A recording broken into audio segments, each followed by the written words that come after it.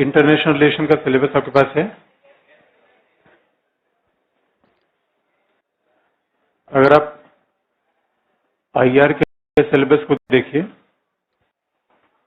तो topic number 5, ठीक है, पहला उसमें 4 टॉपिक तो कंपैरेटिव पॉलिटिक्स का है, और जो टॉपिक नंबर 5 है जहां पे लिखा होगा अंतर्राष्ट्रीय राजनीति के सिद्धांत, थियरीज ऑफ इंटरनेशनल रिलेशन, लिखा हुआ है टॉपिक नंबर 5।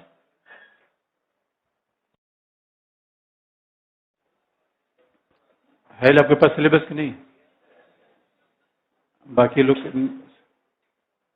तब सिलेबस हमेशा अपने पास रखो। सिलेबस क्वेश्चन पेपर 2 चीज नहीं रखेगी फिर कैसे काम बनेगा? तो सिलेबस आप देखो तो देखिए, आईआर का फर्स्ट पार्ट या पूरा आईआर एक मामले में बहुत सरल माना जाता है कि रिपीटिशन बहुत ज्यादा है। जैसे कि आप देखेंगे कि थियरीज ऑफ इंटरनेशनल रिलेशंस, तो एक बार हमने पढ़ लिया यथार्थवाद या रियलिज्म, तो पूरे सिलेबस में इसी बात को रिपीट किया गया है। जैसे आप अगर सिलेबस को रिक्लेसिफाई कर लीजिए, जिस तरीके से सिलेबस लिखा हुआ है, तो हम पूरे सिलेबस को थियरी के हिसाब से रीअरेंज कर सकते हैं। जैसे आपके सिलेबस में अलग अलग चीजें लिखी है, सुरक्षा लिखा गया है, राष्ट्रीय हित लिखा गया है, शक्ति लिखा गया है, यह है कि नहीं सिलेबस में? सिक्योरिटी है, पावर है, नेशनल इंटरेस्ट है, यानी जितनी भी बातें हैं सब वो थियरी के इर्द गिर्द चलती हैं। जैसे जैसे हम आगे बढ़ेंगे तो देखेंगे कि what is the realist concept of security, कि what is the realist concept of national interest, what is realist concept of power. तो टॉपिक नंबर 5 अगर हमने पढ़ लिया तो हर जगह फिर वो इसी का रिपीटिशन होगा। तो there is too much repetition the subject. अब रिपीटिशन से आसानी ये होती है कि एक चीज पढ़ लिया हर जगह एप्लीकेशन करिए। डिफिकल्टी ये होती है कि एप्लीकेशन आपका स्ट्रांग होना चाहिए, रटी रटाई बातें काम में नहीं आती। इससे थियरीज का सेक्शन अपने आप में, आईआर की थियरी अपने आप में बड़ी ही सरल सेक्शन माना जाता है। जैसे आप देखेंगे पहला, और वैसा थियरी नहीं जैसे पॉलिटिकल थियरी है कि स्वतंत्रता का सिद्धांत, समानता का सिद्धांत। थियरी बड़ी सिंपल सी है। जैसे आप देखेंगे कि उदारवाद आपने पढ़ा या आदर्शवाद आपके सिलेबस में लिखा गया है, टॉपिक नंबर 5 को आप देखिए, पहले यथार्थवाद लिखा गया है, फिर उदारवाद लिखा गया है। तो पूरे टॉपिक में ढूंढिए कि आखिर में उदारवादी टॉपिक कौन से हैं, तो फिर आपको मिल जाएगा डेमोक्रेसी, ह्यूमन राइट्स, आपके सिलेबस में लिखा गया है। ये सब लिबरल टॉपिक्स हैं। यूनाइटेड नेशंस ऑर्गेनाइजेशन, संयुक्त राष्ट्र संघ, WTO, क्षेत्रीय आर्थिक संगठन, this all are liberal topics. इसका मतलब है, अब देखिए कि अब हम कैसे आईआर पढ़ते हैं। जब आप सामान्यतः, जैसे कि कई बार तो हम जीएस में भी यूएन पढ़ते हैं, यूनाइटेड नेशंस ऑर्गेनाइजेशन जीएस में भी पढ़ते हैं, लेकिन जीएस और आईआर में बस यही फर्क हो जाता है कि जब हम यूएन को पढ़ेंगे तो हम एक कैसे यथार्थवादी क्या मानते हैं, उदारवादी क्या मानते हैं, मार्क्सवादी क्या मानते हैं। तो जैसे आप देखते हैं, अगर जैसे कि इंडियन के इन आईजीपी में हमको याद दिला दें, अगर अब इंडियन नेशनल मूवमेंट पढ़ रहे हैं तो मूल तो विचारधारा के संदर्भ में होता है, घटना के संदर्भ में नहीं होता कि नरमपंथी क्या मानते हैं, गरमपंथी। से इंडियन थिंकर्स आपने पढ़ लिया तो इंडियन नेशनल मूवमेंट तो इसी का एप्लीकेशन है, राष्ट्रीय। अब आप अगर आप ये पढ़ रहे हैं कि असहयोग आंदोलन में क्या हुआ, किन चीजों का बाइकआउट किया गया, एग्जामिनर कभी थोड़ी पूछेगा कि what is the moderate perspective towards असहयोग आंदोलन, गांधीयन पर्सपेक्टिव क्या था, एमएन रॉय का पर्सपेक्टिव क्या है, ये हम सब थिंकर पढ़ते हैं। सिमिलरली इन थियरीज, आईआर की थियरी में आप देखेंगे एक ही चीज को हम एप्लीकेशन बार बार करेंगे कि यूएन को पढ़ लिया तो how different theories are explaining about UN. अब आतंकवाद को पढ़ा तो आतंकवाद के बारे में यथार्थवादियों क्या मान्यता है। इसलिए आपका पहला टॉपिक नहीं छूटना चाहिए थियरीज का, यथार्थवाद, आदर्शवाद, उदारवाद। तो एक बार हम सारी थियरी को पढ़ लेंगे, उसके बाद जितने भी टॉपिक आएंगे सब इसी का विस्तार है। सुरक्षा पाएंगे, फिर वही उदारवाद, यथार्थवाद। आगे बढ़ेंगे, ये तो कुछ थियरी जैसी भी आपके सिलेबस में है, जैसे कि आजकल तो नारीवाद लिखा नहीं गया है, लेकिन फेमिनिज्म को हम पढ़ेंगे। फेमिनिज्म एक अलग टॉपिक में मेंशन कर रखा गया है, नारीवाद। एनवायरमेंटलिज्म है, पर्यावरणवाद की समस्या है, तो वो उसका तो महत्व ही है। अब आप देखेंगे जीएस में भी पर्यावरण का सेक्शन बहुत बड़ा हो गया है। तो आईआर के फर्स्ट पार्ट में आप देखेंगे WTO, ये जीएस में ही पढ़ना है, यहाँ ही पढ़ना है। बस एक फर्क हो जाता है, कंटेंट वही है। आईआर में हम थ्योरेटिकल टर्म्स खूब यूज करते हैं, जीएस में कोशिश करते हैं थ्योरेटिकल टर्म्स यूज न करें। तो जब जीएस में पढ़ें तो हम ये नहीं लिखेंगे संयुक्त राष्ट्र संघ के बारे में आदर्शवादियों की मान्यता क्या है, यथार्थवादियों की मान्यता क्या है, तो वहां पे ऐसा नहीं लिखते। पैर घसीटो मत आप, सॉरी, पैर घसीटना मत, अजीब समय लगता है।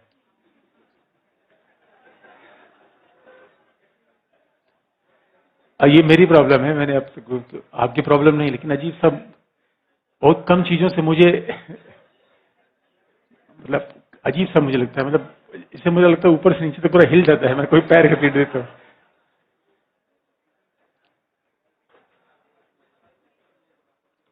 तो आपको याद दिलाते हैं, इसलिए सिलेबस को एक बार देख लीजिए, पूरे टॉपिक को रीअरेंज कर जाइए। यथार्थवादी टॉपिक कौन से हैं, उदारवादी कौन से हैं, तो पहले हम थियोरी को पढ़ेंगे और पूरी थियोरीज में अप्लाई कर देंगे। जैसे कि अगर टेररिज्म के बारे में मार्क्सिस्ट अप्रोच अलग है, लिबरल अप्रोच अलग है, रियलिस्ट अप्रोच अलग है, यूएन के बारे में अप्रोचेज अलग अलग है। तो अगर हमें शुरुआत करना चाहिए कि what is theories of international relation, theory की आवश्यकता क्यों पड़ी, क्या हम आईआर में वैसी थियरी बना पाते हैं जैसे फिजिक्स एंड केमिस्ट्री में है, इन सब चीजों को बाद हम सारी थियरीज पढ़ के करेंगे। अगर हम मान लीजिए हम थियरीज ऑफ इंटरनेशनल रिलेशन पढ़ने जा रहे हैं और जो वास्तविक तौर पर अप्रोचेज ऑफ इंटरनेशनल रिलेशन है, थियरीज नहीं, तो हमें शुरुआत तो यहाँ से करना चाहिए कि why does need a theory, सिद्धांत की आवश्यकता क्यों है, सिद्धांत का मतलब क्या है, क्या कोई आईआर में सिद्धांत बनाया जा सकता है, क्या आईआर में वैसे सिद्धांत हो सकते हैं जैसा कि फिजिक्स एंड केमिस्ट्री में है, न्यूटन का जो थर्ड लॉ है क्या वैसे आईआर में सिद्धांत बन सकते हैं। इन सब डिबेट्स को हम बाद में देखेंगे, पहले थियरी तो देख लें, पहले आईआर के थियरीज क्या है, तो बाद में इस डिबेट को हम समराइज कर देंगे आपको। क्योंकि पहले हम ये बताने लगे कि what is why there is need of theory, theory की आवश्यकता क्यों पड़ती है, तो पहले हम बता दें तब आपको बताना ज्यादा आसान होगा कि आखिर हमने क्या क्या थियरीज पढ़ा और क्या क्या इसकी उपयोगिता है। तो पहले हम शुरुआत किससे करेंगे, रियलिज्म से। तो पूरे सिलेबस को आप देखेंगे थियरीज के इर्द गिर्द घूमता है। इसे आईआर में देखिए, हमारे विषय की सबसे सरलता क्या है, हमें घटनाएं नहीं रटनी पड़ती। जो मैं कई बार, जैसे कि जब मैं वर्ल्ड हिस्ट्री को देखता हूँ, नेशनल मूवमेंट, तो हिस्ट्री का अप्रोच क्या होता है, बड़ा घटना रटती होती है, ये कब हुआ वो कब हुआ। कई बार अभी मैं कल, कई जगह फैक्ट बहुत होते हैं। हमारा विषय मूलतः वैचारिक है। वैचारिक विषय एक खास बात है कि आपको समझने की क्षमता आप में होनी चाहिए, रटने की क्षमता नहीं। अब ये बात अलग है, अगर आपने वैचारिक विषय को रटने के हिसाब से समझना शुरू कर दिया, फिर मामला गड़बड़ होगा, तब फिर प्रॉब्लम आएगी। और जरा सोच के देखिए, इसलिए कई बार हम कहते हैं अगर हमने पॉलिटिकल साइंस पढ़ लिया और एसए में खराब नंबर पा रहे हैं, इसका मतलब हमने कोई उसका एप्लीकेशन एसए में नहीं किया। सारा विषय हम पढ़ते हैं, नारीवाद, पर्यावरणवाद, कोई ऐसा विषय नहीं है जो कहीं न कहीं हम ना पढ़ लें, मानवाधिकार, आतंकवाद। अब बताइए इनसे हट के इससे कहाँ आएगा, डेमोक्रेसी, महिला का मुद्दा, तो यही तो ऐसे के विषय हैं।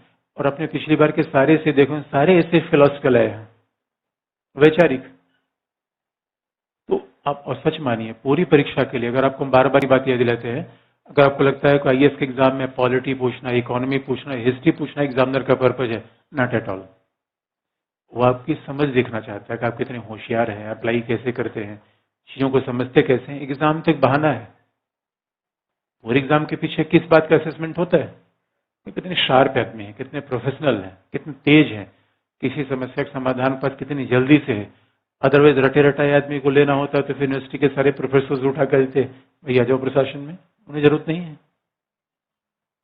हमारे पूरे एग्जाम का पर्पज ही ऐसा होता है, डायनेमिज्म। और कई बार जब बच्चे हमसे कहते हैं कि बड़ी हैरानी मुझे तब होती है, कहते हैं सर कि अगर कोई विषय अपडेट करने वाला हो तो क्या करें। हमने कहा भाई अब याद रखो, 1857 की दुनिया चलेगी भी या वर्तमान की, you must be updated, dynamic.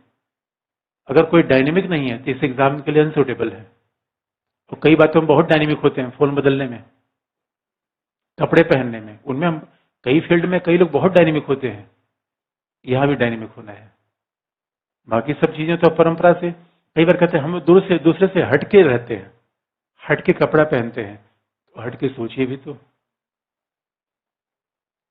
और हट के सोचेंगे तो नेता बन जाएंगे दोस्तों, लीडर। और एडमिनिस्ट्रेटिव ऑफिसर क्या है, लीडर। तो पहला, अब हम यही शुरुआत करें तो हम सब थियरी को जोड़ देंगे आगे। इन कैसे जोड़ेंगे बाद में आपको बता देंगे, पहले की थ्योरीज का अध्ययन करें। पहले का है रियलिज्म, यथार्थवाद। Realist theory of international relation, अंतर्राष्ट्रीय राजनीति का यथार्थवादी सिद्धांत।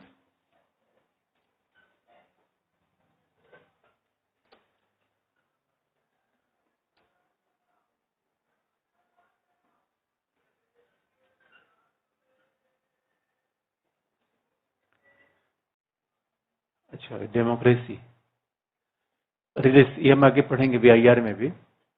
Realist approach of international politics. और अब फिर देखेंगे हमें क्यों होता है, बहुत ज्यादा रिपीटिशन है। एक बार रियलिज्म उदारवाद पढ़ लिया, पूरे सिलेबस में ही बात आएगी पहला। और आपको लिखते समय बस यही ध्यान में रखना है, सुरक्षा है यथार्थवाद से जोड़ दीजिए।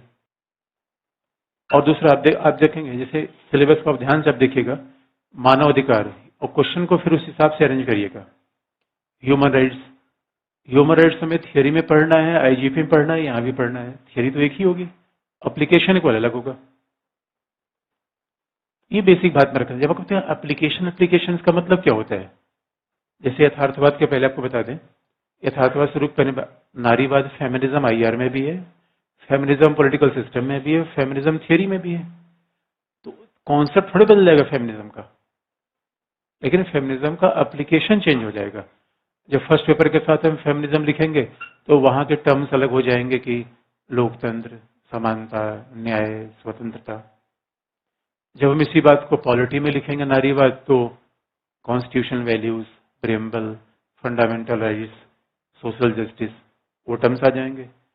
जब फेमिनिज्म को आईआर में लिखेंगे, पावर, सिक्योरिटी, मल्टीनेशनल ऑर्गेनाइजेशन या nation state, national interest, security, ये संदर्भ में आ जाएगा।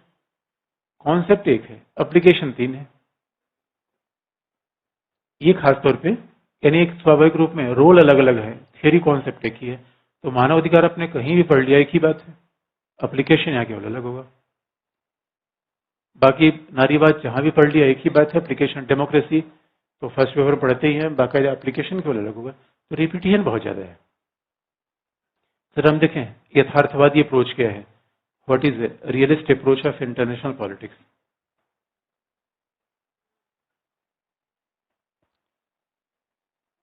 Realist approach of international politics है क्या, उसके बारे में एक सवाल पूछूं। आप क्लास करके निकले और जैसे सड़क पे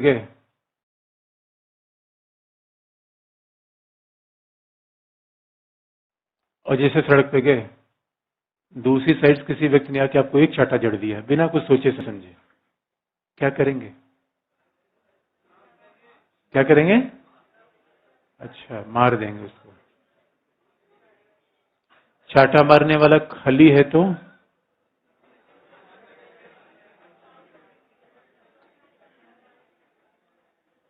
अगर हमने ये सवाल पूछा, किसी व्यक्ति ने आपको चाटा मार दिया और आपने जवाब दिया उसको मार देंगे, बच्चों वाली बात कर दी ना।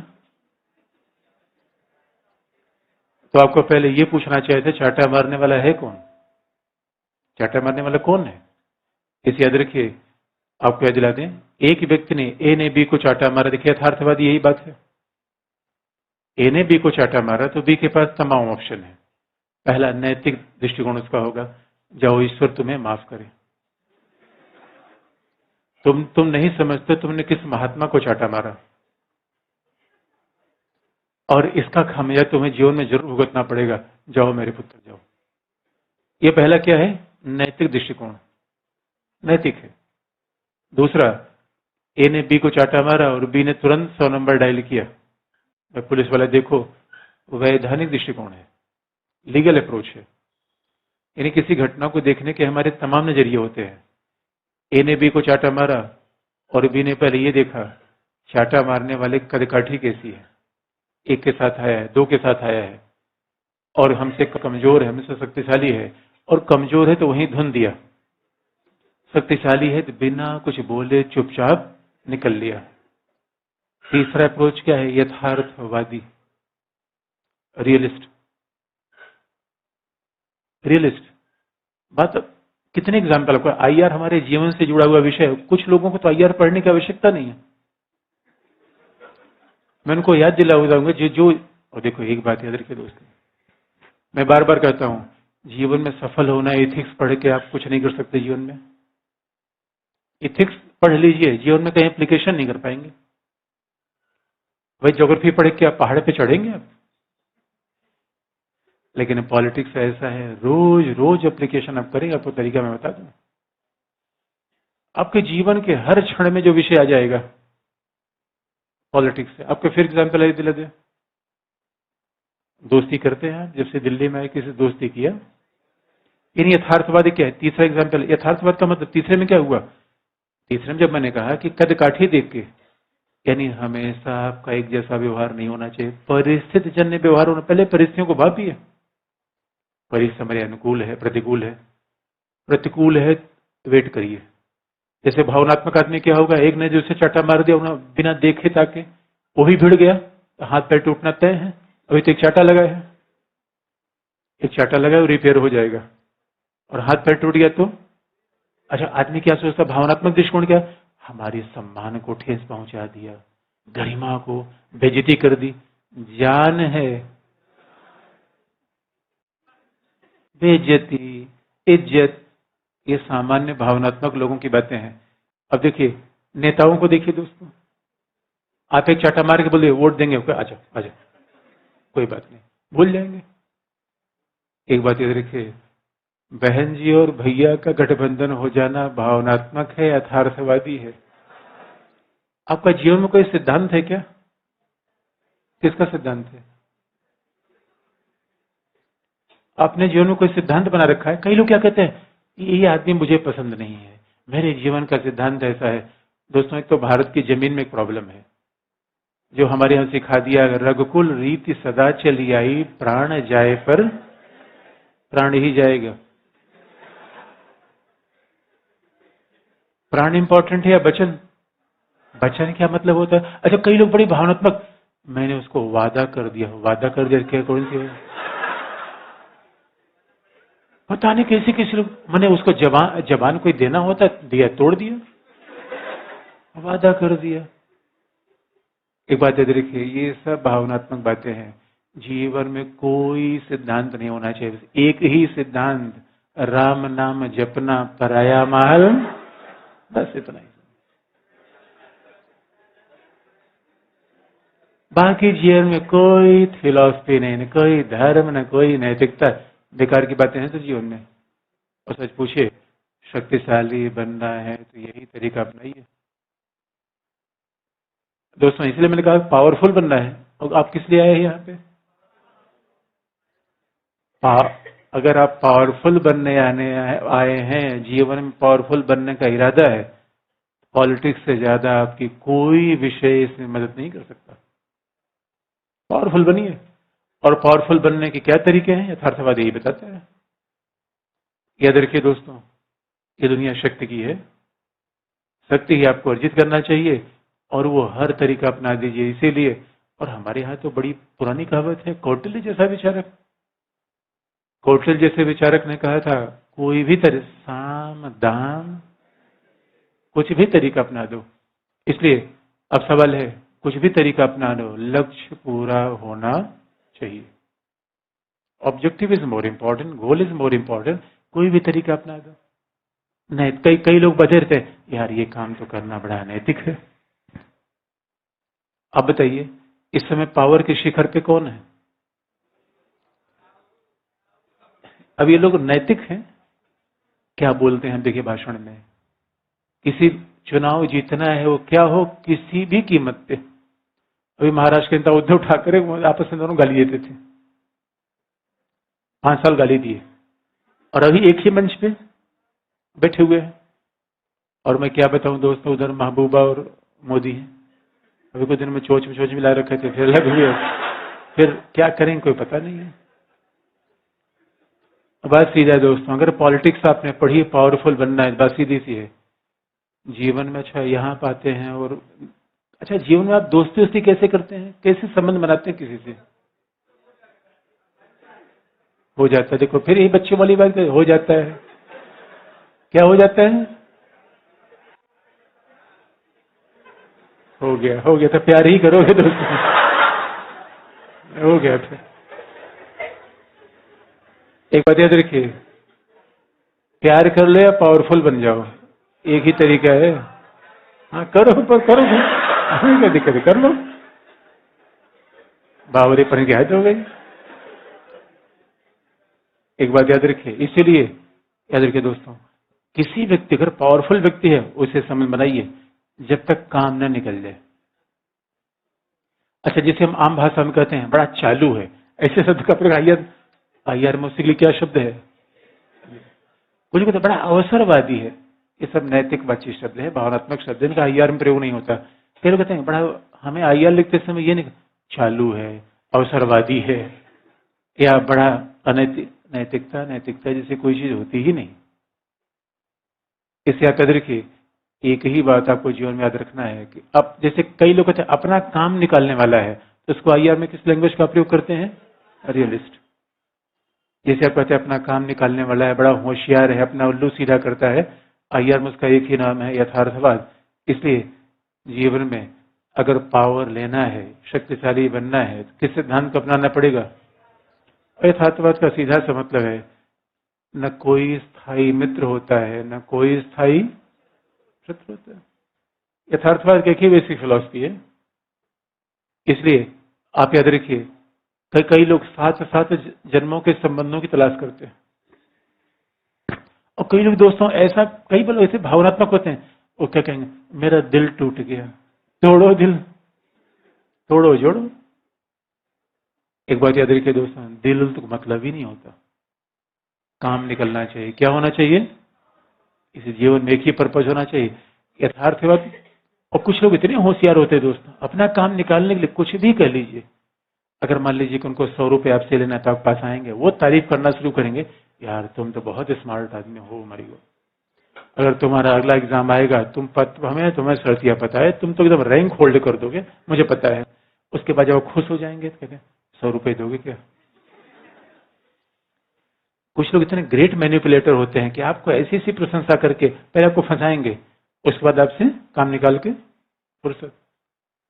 इसलिए आप कहते हैं बड़ा मतलबी है। आईआर उसको क्या कहते हैं? रियलिस्ट। क्या बनना है?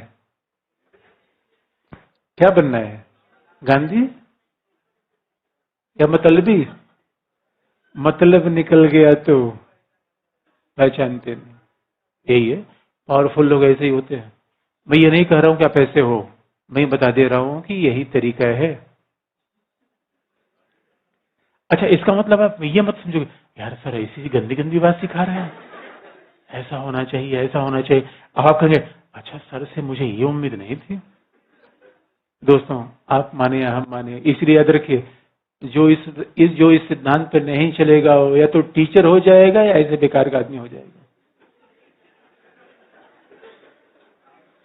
और दोस्तों यकीन मानिए, मैं इस सिद्धांत पे चल नहीं पाया, लेकिन मैं अपेक्षा करता हूं आप चलो इस पे।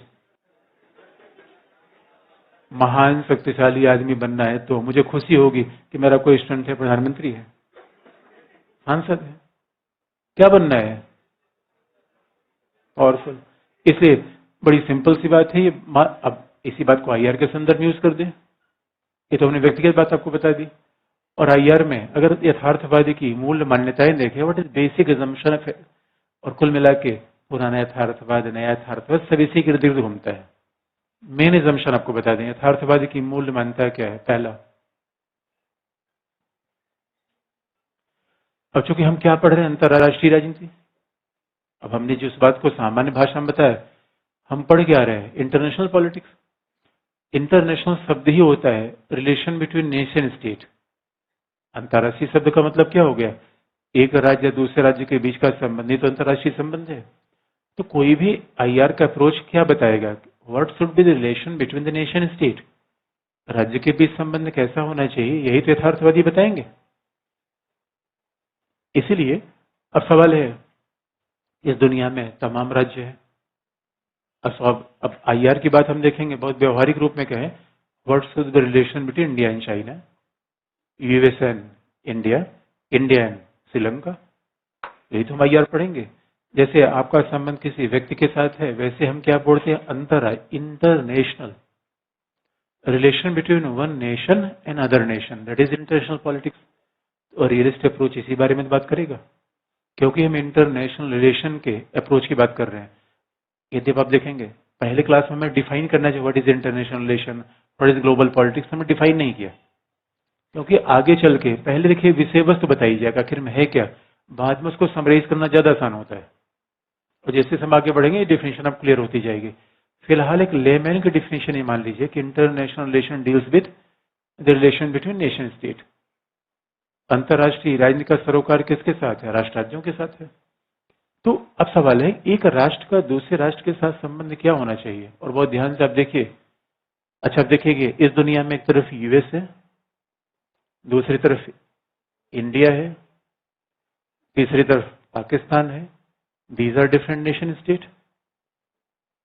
यही तो दुनिया में तमाम राज्य हैं। इसके अलावा भी आप देखेंगे, अब अगर हम इंटरनेशनल रिलेशन की बात कर रहे हैं तो जरा व्यवहारिक बात देख लें, फिर इसको हम थ्योरी में अप्लाई कर दें। व्यवहारिक बात देख लें, इंटरनेशनल रिलेशन में ऐसा लगता है कि अमेरिका है ये भी नेशन है, इंडिया है ये भी नेशन है, पाकिस्तान ये भी नेशन है। और आप बात जानते हैं नेशन स्टेट इज सिनोनिम, राष्ट्र राज्य एक दूसरे के पर्याय है। आगे चल कहीं कहीं डिफाइन आप कर देंगे। फिलहाल आप ये मान के चलिए कि nation state are synonyms to each other. तो राष्ट्र राज्य फिलहाल एक दूसरे के समानार्थी हैं। अब सवाल है जरा हम आईआर की व्याख्या करें तो किनके किनको माने? तो अगर हम ये कहें कि अंतर्राष्ट्रीय राजनीति का मतलब है राज्य और राज्य के बीच संबंध, तो जरा दूसरे समीकरण पे आइए। संयुक्त राष्ट्र संघ है या नहीं है? संयुक्त राष्ट्र संघ है और हम पढ़ना भी है। कई चीजों को हम रिफर करते रहेंगे, आगे चल के उसका विस्तार कर देंगे। लेकिन आईआर में हमें हर चीज का रिफर कहीं न कहीं करना ही पड़ेगा।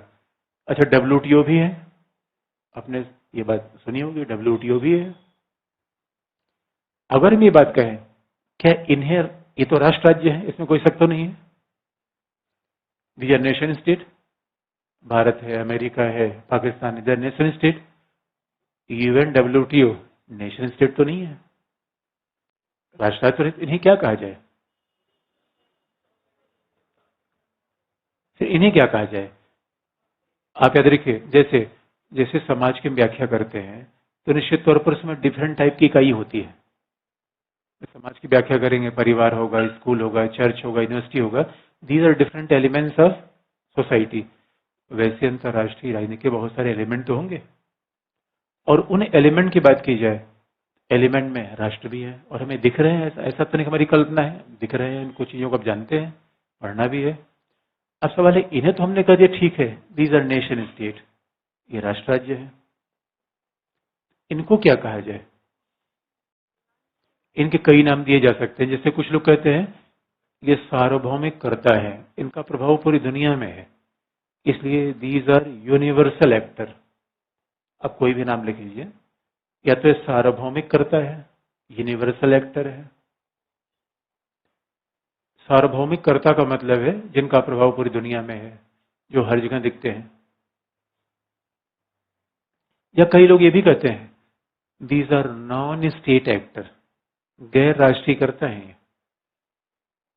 These are non state actor, ये गैर राज्य करता है। यूनिवर्सल एक्टर और नॉन स्टेट एक्टर।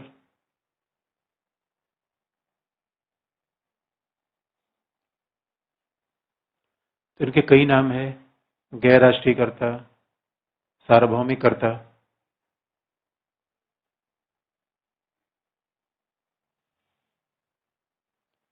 इसलिए अब इन शब्द के मतलब क्लियर होने चाहिए। जैसे से हम आगे बढ़े एक एक शब्द आपको बता देंगे कि इसके मतलब क्या होते हैं।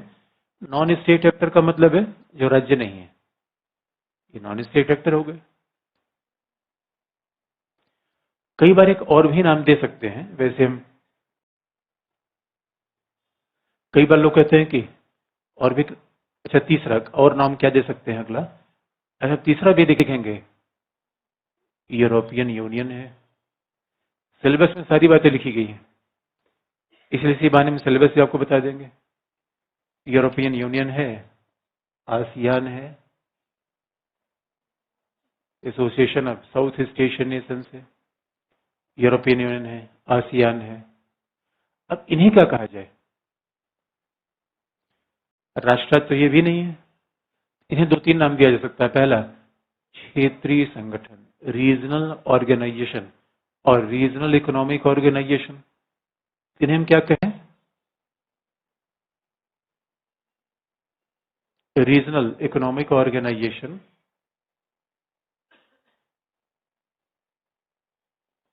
या रीजनल ऑर्गेनाइजेशन, क्षेत्रीय संगठन।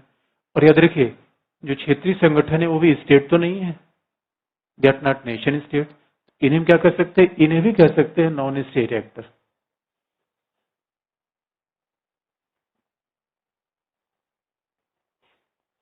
इन्हें भी कह सकते हैं नॉन स्टेट एक्टर, गैर राष्ट्रीयकर्ता। या कई बार इन्हें कहते हैं, एक और शब्द है इंटर गवर्नमेंटल ऑर्गेनाइजेशन, जो अनेक अंतर सरकारी संगठन।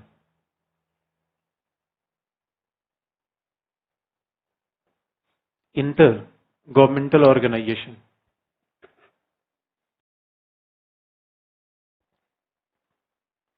इंटर गवर्नमेंटल ऑर्गेनाइजेशन या अंतर सरकारी संगठन।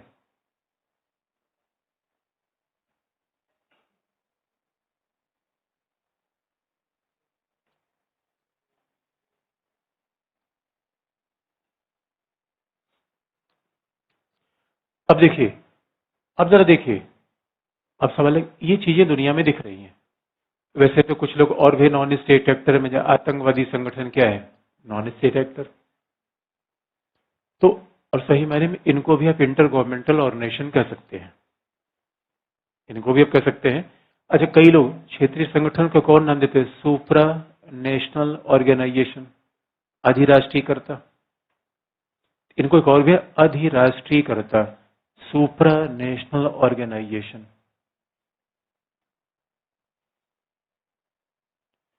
These are also known as a supranational organization या अधिराष्ट्रीयकर्ता।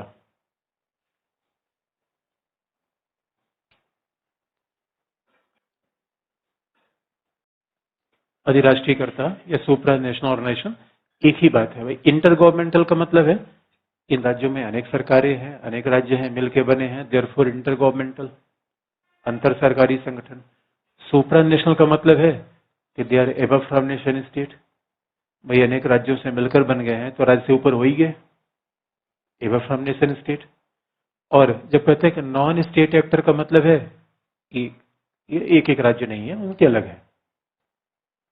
अब कुछ भी कर लीजिए, सामान्यतः अगर अंतरराष्ट्रीय लाइन की आप व्याख्या कर रहे हैं तो आप इतने एलिमेंट को पाएंगे।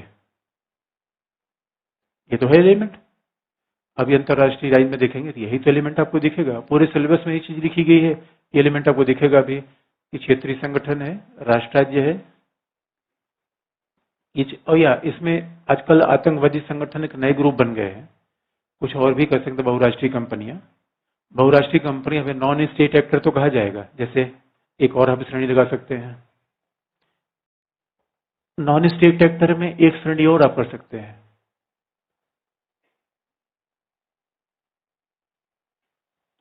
नॉन स्टेट एक्टर में एक हो जाएगा एमएनसी, बहुराष्ट्रीय कंपनियां। तो ये जमाना बहुराष्ट्रीय कंपनियों का बड़ा प्रभाव है। अब देखेंगे आजकल तो इतनी पावरफुल एमएनसीज आ गई हैं कि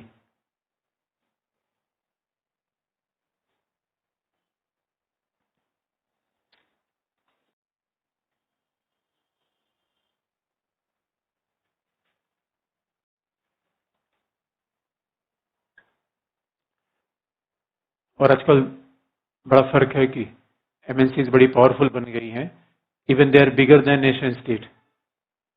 एक्सन मोबिल जो सऊदी अरेबिया में तेल की खुदाई करती है, एक्सन मोबिल का टर्नओवर सऊदी अरेबिया की जीडीपी से ज्यादा है।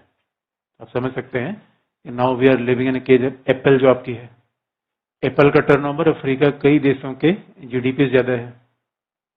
ये जो दुनिया है आजकल। अच्छा, दूसरा टेररिस्ट ऑर्गेनाइजेशन, आतंकवादी संगठन जैसे अल कायदा।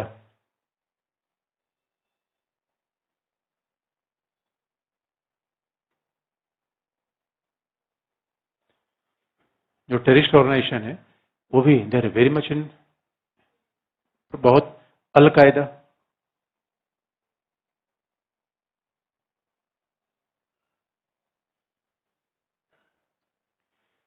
लेकिन एक बात आप देखेंगे, ये गैर राष्ट्रीयकर्ता तो हैं, लेकिन इन्हें सुप्रा नेशनल ऑर्गेनाइजेशन नहीं कहा जाएगा, इन्हें न क्षेत्रीय संगठन कहा जाएगा, इन्हें सुप्रा नेशनल नहीं कहा जाएगा, ये अधिराष्ट्रीयकर्ता नहीं कहेंगे। क्यों?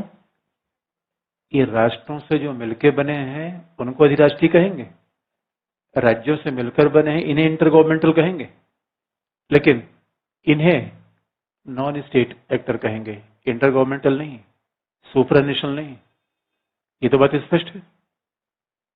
इनके लिए हम कहते हैं गैर राष्ट्रीयकर्ता, ये राष्ट्र राज्यों के अलावा है। थोड़ी थोड़ी तकनीक मतलब कर सकते हैं। अब सवाल अगर हम ये देखें, अगर अंतर्राष्ट्रीय राजनीति में इतने लोग हैं सबको हमें पढ़ना ही है, तो सवाल ये देखें रियलिस्ट किसको मानते हैं।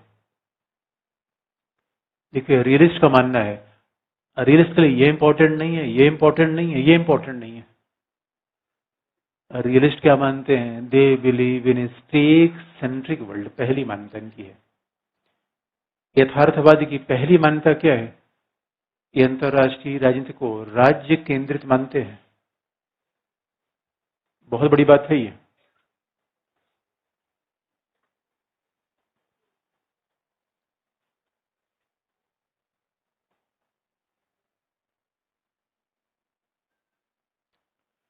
A realist believe in a state-centric world.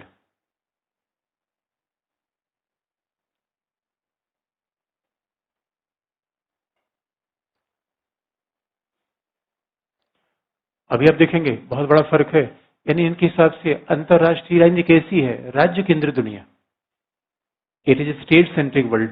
अच्छा, जो लोग हिंदी वालों को तो हम नोट्स दे दिया है, तो इंग्लिश में एक बुक आती है बेलीज एंड स्मिथ की, केवल एक ही बुक है आईआर के लिए, बेस्ट, बस एक बार पढ़ के आप आइए। यथार्थवाद, और जिन लोगों को नोट्स मिल चुका है सारी थ्योरीज अभी आप पढ़ लीजिए, यथार्थवाद, उदारवाद, तो हमें लिखवाएंगे नहीं, क्योंकि मैक्सिमम चीजें इसमें लिख दी गई हैं, फिर लिखवाने का अप्रोच बचता नहीं इसमें। नोट्स आपको, और कहीं भी आपको इधर उधर नहीं भागना है।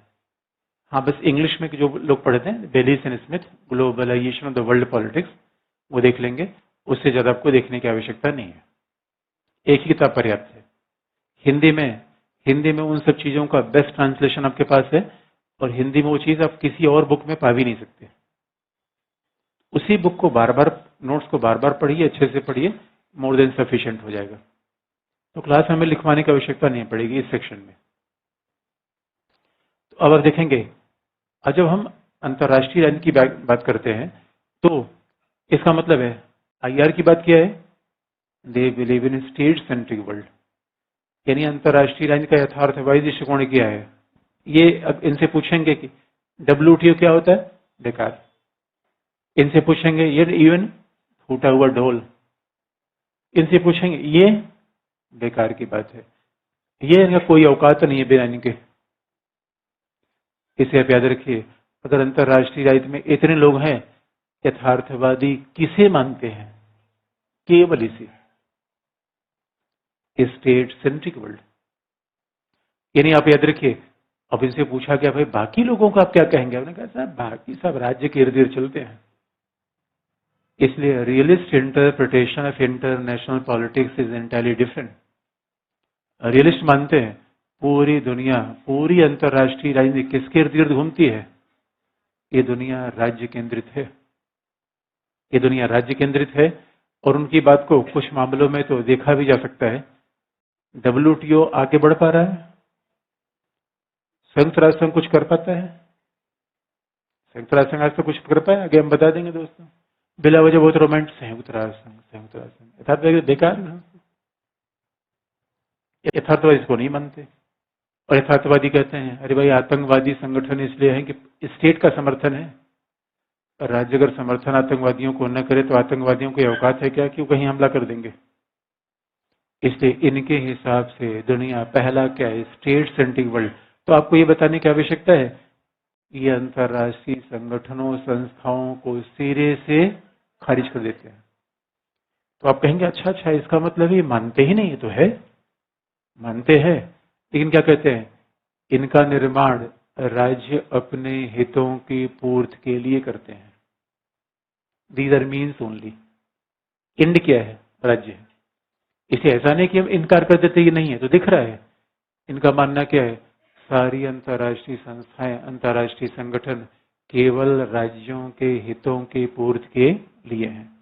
International organisation, these institution only the means for fulfilling the national interest. कुछ भी नहीं है उसके अलावा. पहला सिद्धांत इनका ये है. अब हम बाकी सबको साफ कर दे रहे हैं. इसका मतलब यथार्थवाद की पहली मान्यता क्या हो गई?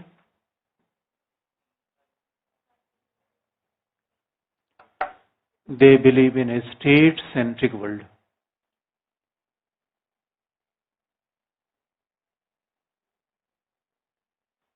राज्य केंद्रित विश्व को मानते हैं. इसी को इंग्लिश में एक और शब्द दिया जाता है, राज्य केंद्रित कहिए, या बेलिसन स्मिथ ने शब्द का प्रयोग किया है कि स्टेटिज्म. राज्य को ही केंद्र मानने के विचार को कहते हैं स्टेटिज्म.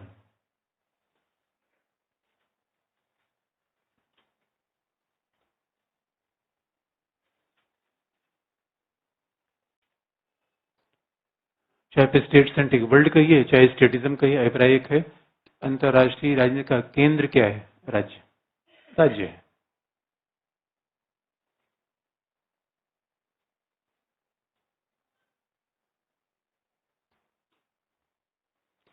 तो सवाल दूसरा है, अगर अंतर्राष्ट्रीय राजनीति का केंद्र राज्य है, इनके बीच संबंध कैसा है?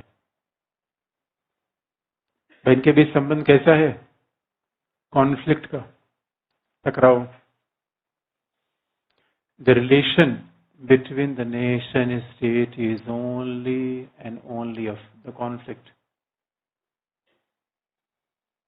संघर्ष की बात है. राज्यों के बीच संघर्ष ही वास्तविकता है.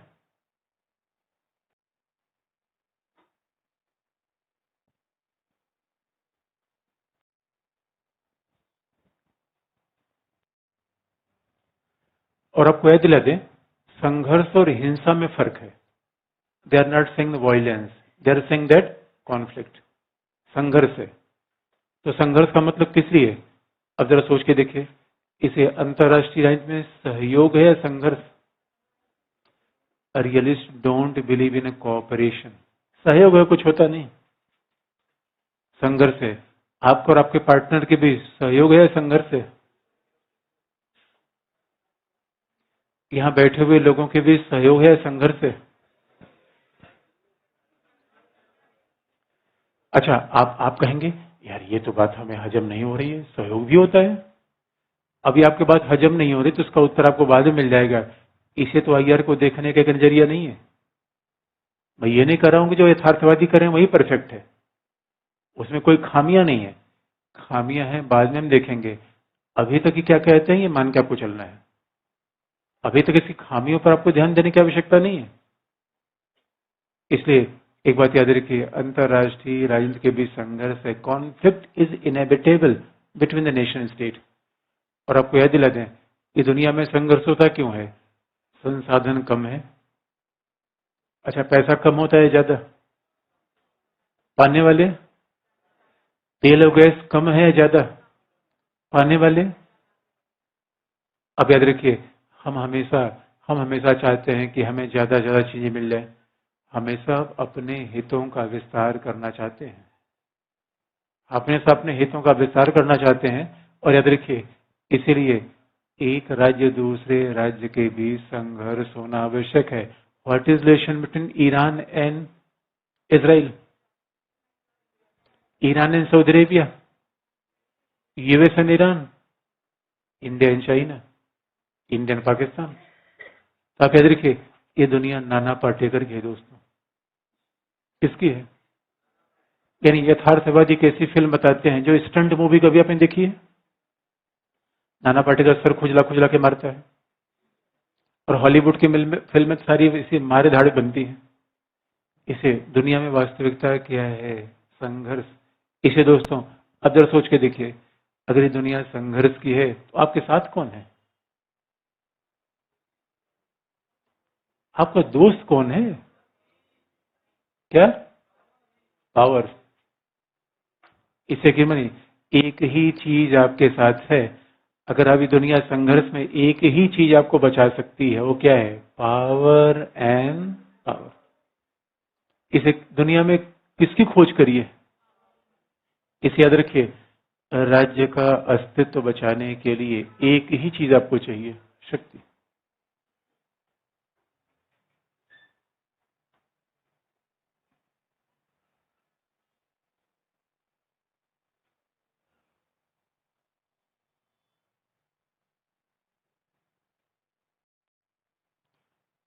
इसे याद रखिए, यथार्थवादियों को पावर पॉलिटिक्स का नाम भी दिया जाता है। ये दुनिया शक्ति में होने वाला संघर्ष है। याद रखिए दोस्तों, इसे लव स्टोरी करने वाले सब पिस जाएंगे दोस्तों। लैला मजनू को दुनिया याद नहीं रखती, मजाक उड़ाने के अलावा। इसे याद रखिए, जितने भी लोग पावर, आपने 3 इडियट देखा है? प्रोफेसर वायरस ने क्या बताया? What was told by professor virus? Life is all about conflict. अरे जिसे पिछड़ गया, मर गया, खप गया। दुनिया में किसका नाम आप लेते हैं? किसका नाम लेते हैं?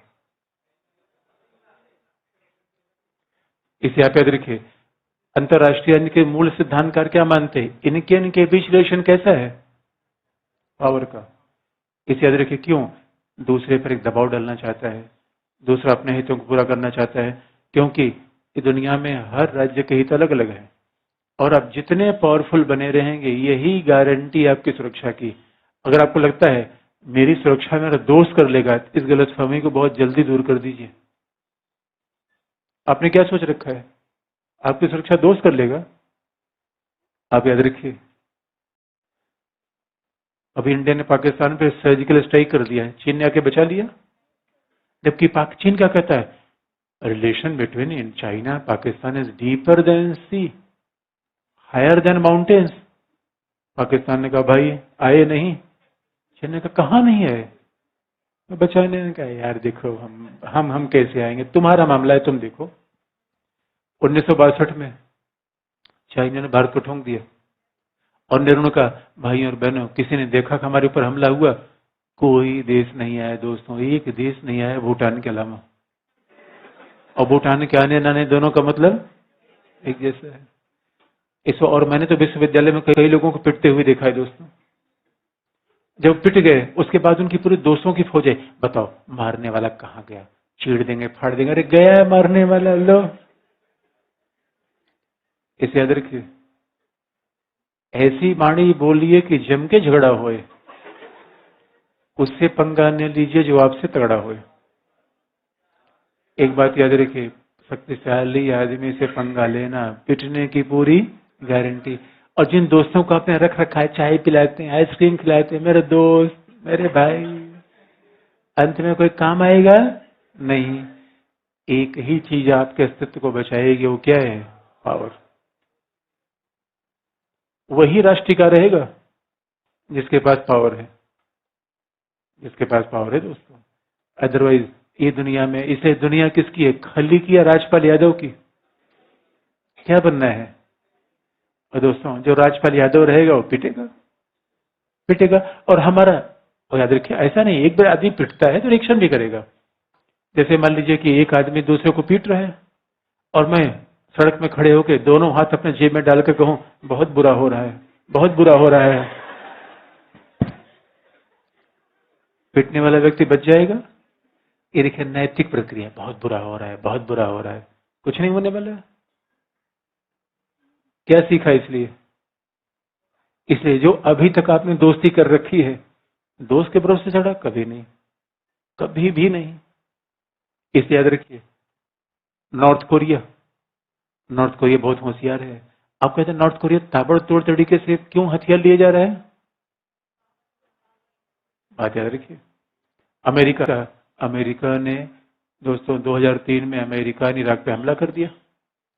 इराक को बचाने कोई नहीं आया दोस्तों। इसके पहले जब इराक ने कुवैत पे हमला किया था तो वो हमला वही था।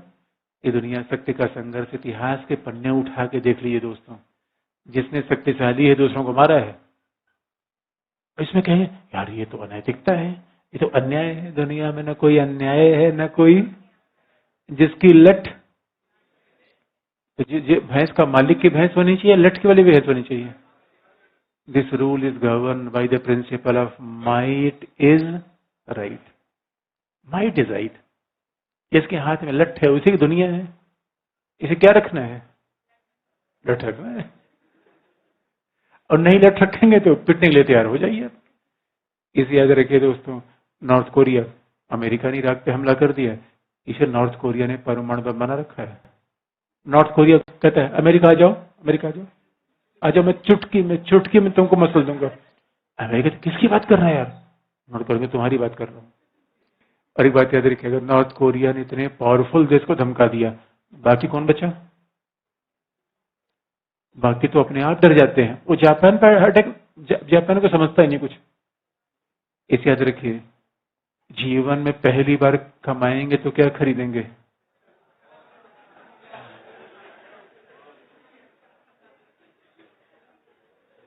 आप जरा सोच के देखिए, बहुत ध्यान देंगे, बहुत ध्यान दीजिए। Why India is purchasing Rafale? या हम उस पर अमेरिका पे निर्भर हो जाए? ना, Trump is a mine fan, therefore Trump will protect India, though there no need to worry about that. और ट्रम्प हमारी रक्षा करेंगे, ये रसिया में ही रक्षा करेगा। अपने रक्षा के, अपने सामान की रक्षा की जिम्मेदारी किसकी? स्वयं आपकी। इसलिए एक बात याद रखिए दोस्तों, आपकी रक्षा करने ये आएगा, कोई नहीं आएगा, आपको स्वयं रक्षा करनी पड़ेगी। इसलिए दुनिया शक्ति का संघर्ष है। बस लिखते समय आप ये ध्यान दीजिएगा, एग्जाम्पल ज्यादा, एक एग्जाम्पल केवल एक आध, बाकी सब लिखना है थ्योरेटिकल। ये नहीं कि सारा एग्जाम्पल देने लगे कि नॉर्थ कोरिया का एग्जाम्पल एक आध हमने दे दिया बहुत है, और व्यवहारिक बातें जो हमने व्यक्तिगत बताई वो तो नहीं लिखना है।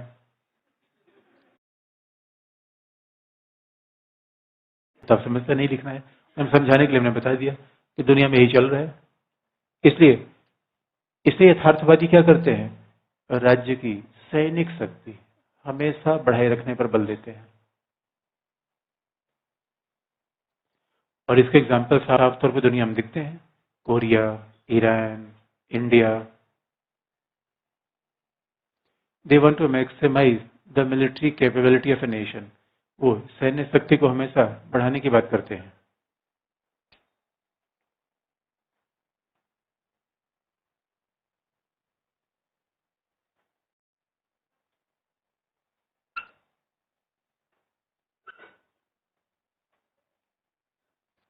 सैन्य शक्ति में वृद्धि की बात करते हैं। और इसलिए आप देखिए दुनिया में, इसका मतलब है, अब हम आगे चल के पढ़ेंगे, हथियारों की दौड़, आर्म रेस का मूल कारण क्या है? आर्म रेस का मूल कारण है दुनिया में होने वाला शक्ति संघर्ष। इसलिए, और जो लोग बड़े भावनात्मक हो जाते हैं कि दुनिया में हथियार कटना चाहिए, हथियार नहीं होना चाहिए, ऐसा होगा क्या? इसलिए आप याद रखिए दोस्तों, पहले कमाइए, तमंचा रखिए, और तमंचा बड़ा काम करता है। इसका मतलब आप ये कहेंगे, अच्छा, मतलब यथार्थवादी कहते हैं कि हमेशा लड़ते रहो? नहीं, बंदूक रखना और बंदूक चलाना दोनों बातों में फर्क है। जो बंदूक रखता है चलाता नहीं कभी। अच्छा, किसी के पास गन है घर पे? अच्छा, जिन लोगों के पास गन है, कभी किसी के खिलाफ चली? कब चलती? दीपावली में या तो दूसरे की शादी में। गन खरीदने का दोनों पर्पज नहीं होता। भाई शादी में, दीपावली के लिए हमने गन थोड़ी खरीदा है। लेकिन दोस्तों, गन रखना कैसे डिटरेंट पैदा करता है, गन बहुत इंपॉर्टेंट है। क्यों? अभी अब बाहर निकले और भूख लग गई, सोचे थोड़ा चाय पे चले क्योंकि अगली और क्लास है, पीछे से बाइक वाले ने धक्का मारा, गिरे धड़ाम से। अब उसके बाद उठ के सोचिए, अब उसको उठ के ऐसी तेजी कर दूंगा, मारा कैसे इसने? और जैसे अपने उठे देखे रिवॉल्वर ले रखा है, कोई बात नहीं, होता है, ऐसा हो जाता है। रिवॉल्वर ने क्या किया? गुस्सा ठंडा कर दिया। हथियार इसलिए नहीं कि फायर करना है, हथियार इसलिए कि काउंटर अटैक को रोक देता है वो। और हम बड़े भावनात्मक, हम क्या कहते थे, ना, मैं तो बहुत अच्छा दुनिया का आदमी हूं, मेरी किसी लड़ाई नहीं है, मुझे हथियारों की आवश्यकता नहीं है। आपकी लड़ाई आपसे नहीं है, दूसरे की तो आपसे है। और याद रखिए, लोग महिला सुरक्षा के तमाम उपाय बताते हैं, ये 100 नंबर के लिए सब बेकार के उपाय है। इसे याद रखिए, अपने अपनी सुरक्षा के लिए आप किस पे निर्भर रहेंगे? खुद पे। 100 नंबर पुलिस ये ना जैसे काम पे कभी नहीं आएगी। जब पिट जाएंगे तब 100 नंबर पुलिस आएगी, भाई क्या हुआ, अब क्या बताएं क्या हुआ। पीटने के बाद उसका विश्लेषण करना और दर्द पैदा करता है। बताओ क्या हुआ, आज तक पुलिस कुछ कर पाई? इसे ये सोचिए, लड़कियों की सुरक्षा का मैं सबसे बढ़िया उपाय बताता हूं, बस एक एक रिवॉल्वर नहीं देता हूं। मैं मजाक नहीं कर रहा हूं, गंभीरता से बता रहा हूं। अगर आपने इन्हें एक एक रिवॉल्वर दे दिया, हिम्मत है जरा भी कोई पास बस निकाल के दिखा दो, एक बार ऐसे कर लो, छू छू, भाग खड़ा होगा वो लाइन में।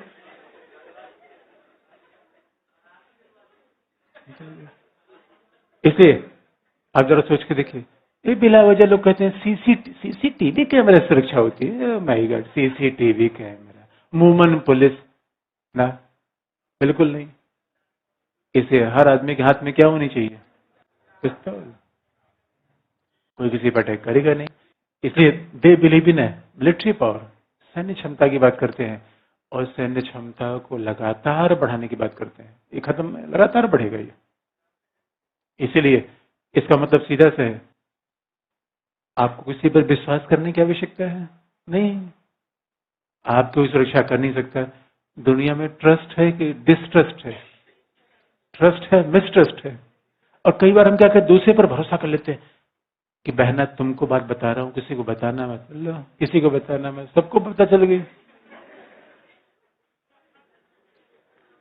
अपनी सीक्रेट बात किसी से, प्लानिंग किसी को नहीं बताना है, अपना नोट्स किसी को नहीं देना है। कंपटीशन की दुनिया है, एग्जाम पास करना है, ये एग्जाम देने वाले लोग ज्यादा है, सीटें कम है।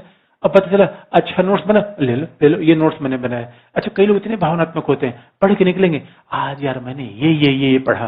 और कुछ लोग इतने होशियार होते हैं, यार मेरा तो पढ़ने मन ही लग रहा है, खूब पढ़ रहे हैं। अच्छा बताओ तुमने क्या क्या पढ़ा? यार मैं तो कुछ भी नहीं पढ़ रहा हूँ, सच पूछो। उससे जानकारी ले ली, अपना कुछ भी नहीं बताया। और बाद में सिलेक्शन हो गया, तो आप क्या कहेंगे? यार वो तो हमसे पूछता था। अरे गधे,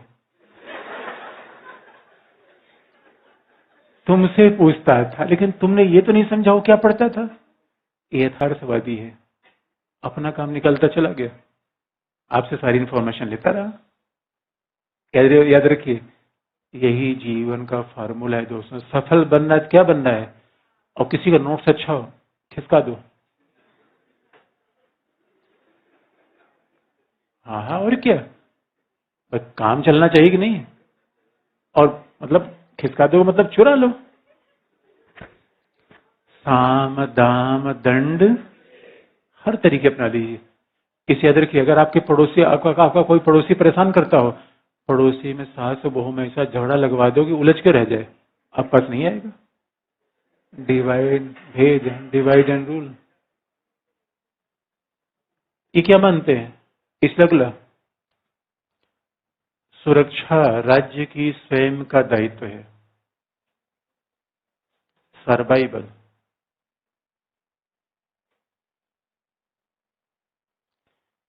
ये मानते हैं सुरक्षा राज्य का स्वयं का दायित्व है। Security is responsibility of state itself.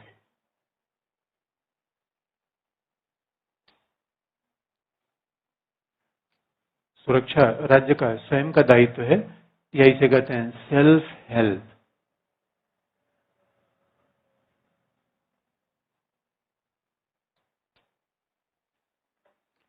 सुरक्षा राज्य का स्वयं का दायित्व है, जिसे कहते हैं सेल्फ हेल्प।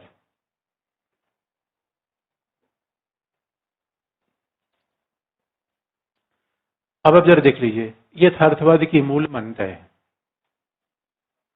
और इस बात को हम नकारात्मक रूप में कहें, अगर यथार्थवाद इस बात में मानता है, तो इसको व्याख्या करने का और भी तरीका है। नकारात्मक रूप में कहें, नैतिकता को नहीं मानते, अंतर्राष्ट्रीय संगठनों को नहीं मानते, इंटरनेशनल लॉ, शासन की प्रणाली। आप ये पूछेंगे कि यार ये बताओ, अगर मान लो कोई शासन डेमोक्रेटिक हो, अनडेमोक्रेटिक हो, तो नेशन स्टेट के बीच रिलेशन क्या इस कैसे होंगे? उदारीकरण हो, भूमंडलीकरण, इनका कोई मतलब ही नहीं है। इनके हिसाब से दुनिया उदारीकरण की हो, भूमंडलीकरण की हो, राज्य के बीच संबंध क्या होंगे? यही। लोकतांत्रिक हो, अलोकतांत्रिक हो, राज्य के बीच संबंध क्या होंगे? ये। शासन से मतलब नहीं है, शासन से मतलब नहीं है, इकोनॉमी से मतलब नहीं है, नैतिकता से मतलब नहीं है, लॉ से मतलब नहीं है।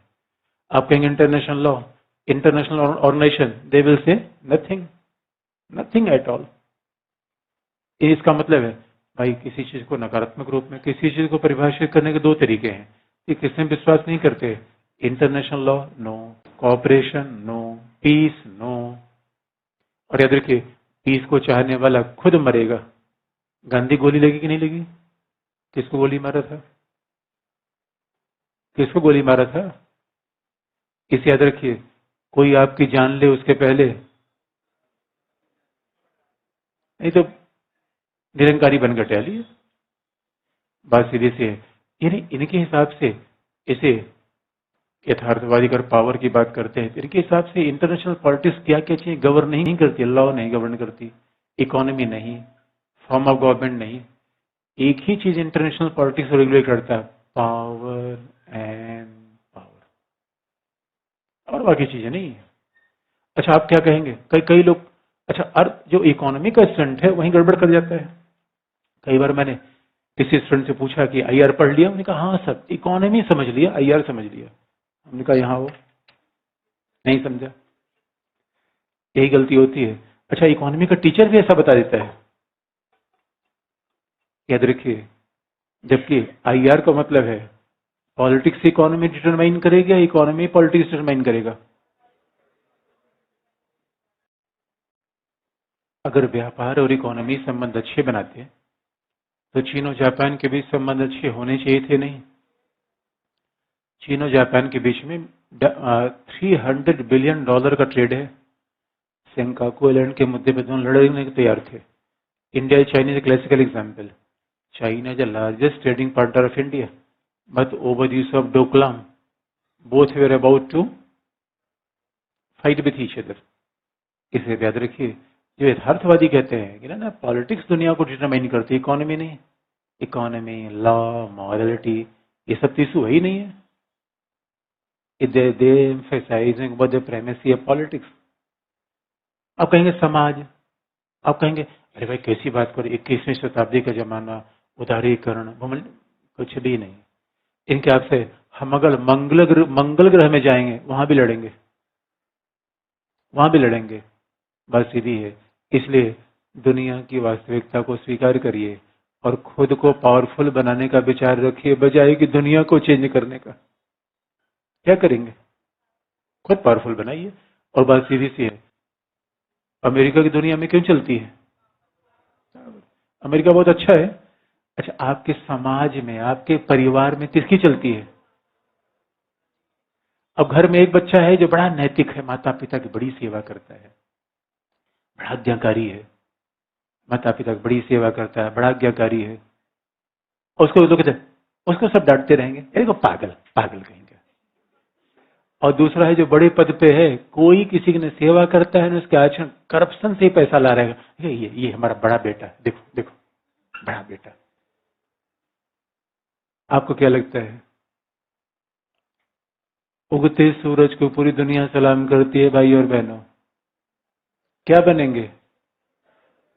अच्छा व्यक्ति बनना है और पावरफुल व्यक्ति बनना है।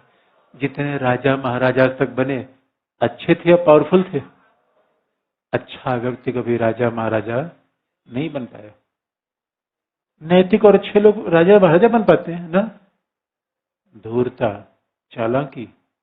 और हमारे दोस्तों राजा राम जो 14 साल जंगल घूमे, कौन सा राजा है दोस्तों? हरिश्चंद्र खुद ही खड़े हो गए, पत्नी को दान कर दिया, बच्चे को दान कर दिया। बताइए, यहाँ तो लोग दूसरी की पत्नी उड़ा के लेके भाग जा रहे हैं। हमारे लिए राजा है यार। हमें ऐसा राजा नहीं चाहिए दोस्तों, हमें ऐसा राजा नहीं चाहिए। इसलिए आप याद रखिए, पॉलिटिक्स किसको बात करती है? Power politics. अब इसी बात को अलग अलग लोगों ने अलग तरीके से बोल दिया। यथार्थवाद का क्रक्स ही है। अब यथार्थवादी क्लासिकल रूप है, मॉडर्न रूप है, इसी बात को व्याख्यायित अब कुछ कह देंगे। संघर्ष कारण अलग अलग हो सकता है। बेसिक टेनेट्स यथार्थवाद का क्या है? यही है। अब जरा आगे देख ले इसकी व्याख्या कैसे कैसे होती है। अगला, अब इसकी व्याख्या करने के तरीके अलग अलग होंगे। कुछ पूछना है क्या? हाँ बताइए।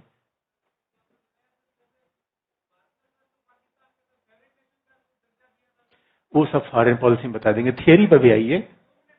अच्छा बताइए।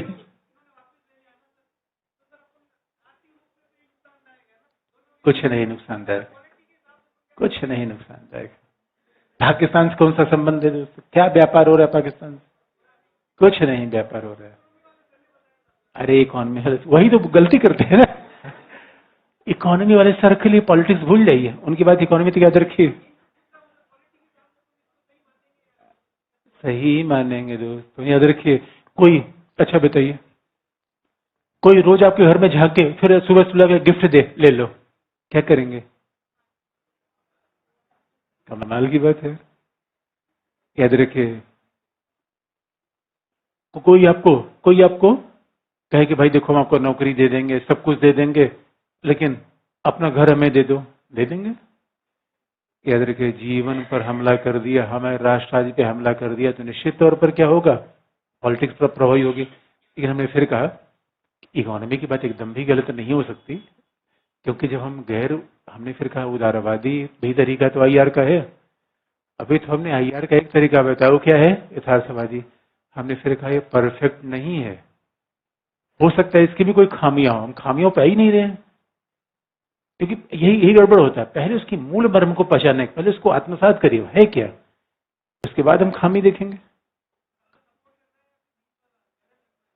अरे यार सपोर्ट बैलेंस की बात ही नहीं, अभी यही बनो, अभी तो एकदम दिल में घुसा लोग, यही है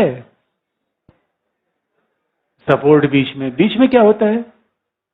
यथार्थवाद बीच में है ही नहीं है, किनारे है। लड़ना है, भिड़ना है, पावर, इसमें बीच सपोर्ट बीच उच क्या मतलब होता है? अगला पॉइंट, अब इसी की व्याख्या लोगों ने अलग अलग तरीके से की है। जैसे मूल्य मान्यता इसकी यही है।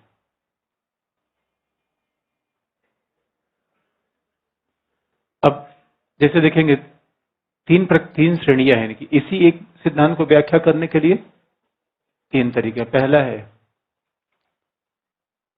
प्रीकर्सर्स ऑफ रियलिज्म, यह यथार्थवाद का बौद्धिक आधार किन लोगों ने रखा?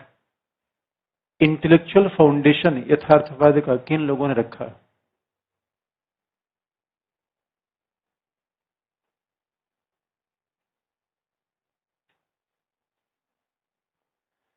यथार्थवाद का बौद्धिक आधार किसने रखा? यही से कहते हैं प्रीकर्सर्स ऑफ रियलिज्म।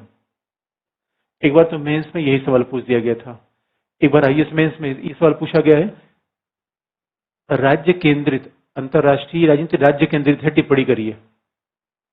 उसने यथार्थवाद का नाम नहीं लिया, लेकिन आपको हमेशा टर्म्स याद होना चाहिए कि यथार्थवादी किन किन बेसिक टर्म्स की बात करते हैं, अपने आप आपको हो जाना चाहिए।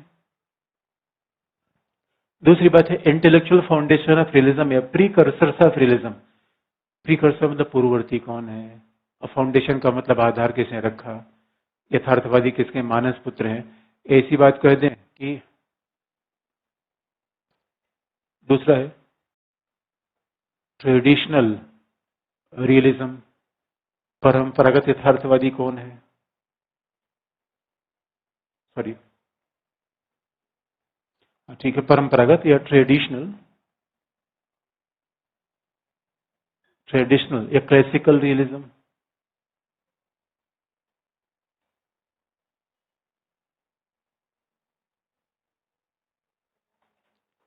परंपरागत कहिए, शास्त्रीय कहिए, परंपरागत के एक और भी नाम है शास्त्रीय। और तीसरा क्या है? Structural realism.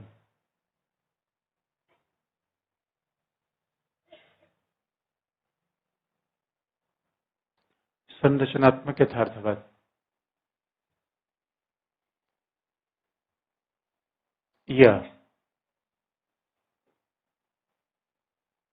या कह लीजिए आधुनिक यथार्थवाद, मॉडर्न रियलिज्म, या कंटेम्पररी समकालीन यथार्थवाद, स्ट्रक्चरल और मॉडर्न मॉडर्न शब्द का प्रयोग बल्कि कम होता है, ज्यादा शब्द का प्रयोग होता है नियो रियलिज्म।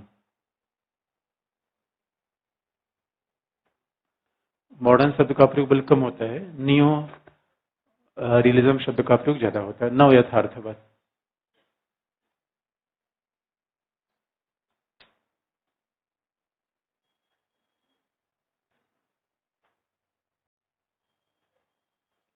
नव यथार्थवाद। अब एक खास बात देखेंगे, हमारे पास आसानी क्या है, क्योंकि जितने भी यथार्थवादी उनका बेसिक आधार क्या है जी, कोई भी इसमें बात करेगा तो उसका मूल टर्म कहां से आएगा, ये। और आप याद रखिए, जैसे हर विषय में हम देखते हैं, जब भी आज नोट्स को आप पढ़िए तो हमेशा की टर्म्स को एम्फेसाइज करिए, आंसर में की टर्म ही आना चाहिए, यही लिखने का अर्थ होता है हमेशा। और कई बार हम बहुत इधर उधर पढ़ते रहते हैं, ये पढ़ लिया वो पढ़ लिया, उससे कोई फर्क नहीं पड़ता आपने कितना पढ़ लिया।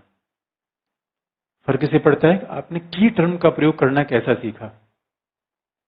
जैसे कि आप हमने जैसे एग्जाम्पल इस बार हमने बताया कि इस बार जो जितेंद्र यादव पहले आईपीएस थे, लेकिन उनके पोल साइंस में नंबर कभी भी 250 से ऊपर नहीं बढ़े।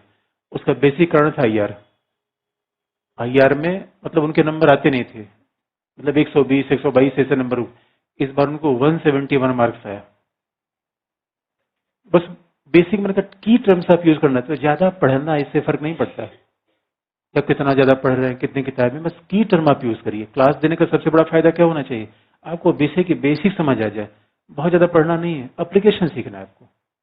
की टर्म्स आप अंडरलाइन के लिए एप्लीकेशन सीखिए, इतना आपको पढ़ना है, रटने वाली कोई बात है ही नहीं यहाँ पे। आप जरा देखिए, व्हाट इज इंटेलेक्चुअल फाउंडेशन, आखिर उनका बौद्धिक आधार क्या है।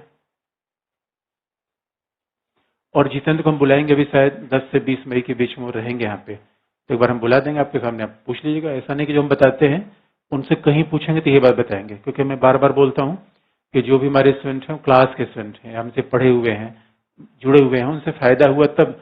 ऐसा नहीं कि मैंने बोला वो कुछ जाके और बोल रहे हैं। मैं क्लेम करूं उनसे, कभी भी आप जाके राजस्थान से हैं तो कभी भी जितेंद्र हो सकते, कई बार इनडायरेक्टली भी लोग परिचय में आते हैं, तो ये बात आप उनसे पूछिएगा। मैं कोई क्लास में बताऊं, कोई स्टूडेंट जिसका नाम बता रहा हूं उसने बात काट दिया, इसका मतलब मैंने फर्जी बात की। तो ये बात है कि आप बताएंगे भी आपको। बेसिक टर्म तो ये है कि आप टर्म्स को यूज करना सीखे। और हम हड़बड़ी में क्या हो जाते हैं, ज्यादा पढ़ना ज्यादा पढ़ना। मैं जो देख रहा हूँ ज्यादा पढ़ने के चक्कर में लोग एग्जाम में फेल हो रहे हैं। ज्यादा पढ़ना ही नहीं है, ज्यादा पढ़ना नहीं है, बेसिक चीजें सही पढ़ना है। अगला यहां से देखिए, मामला तो ही होगा। अब इंटेलेक्चुअल फाउंडेशन का मतलब क्या है, आप जानते हैं कि हमारे यहाँ यथार्थवादी कोई नया नहीं है। कौटिल्य यथार्थवादी था कि नहीं। तो जब हम देखेंगे, क्योंकि यथार्थवादी सिद्धांत का पहला विकास, इसमें अब एक इंटेलेक्चुअल फाउंडेशन में कौन आ जाएगा, पहला कौटिल्य।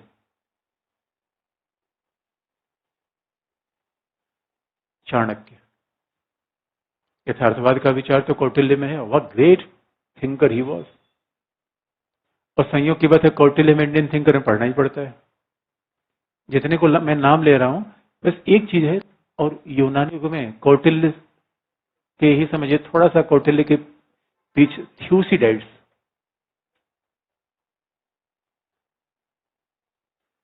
यूनानी युग का एक विचारक था, बड़ा यथार्थवादी था, थ्यूसिडाइड्स।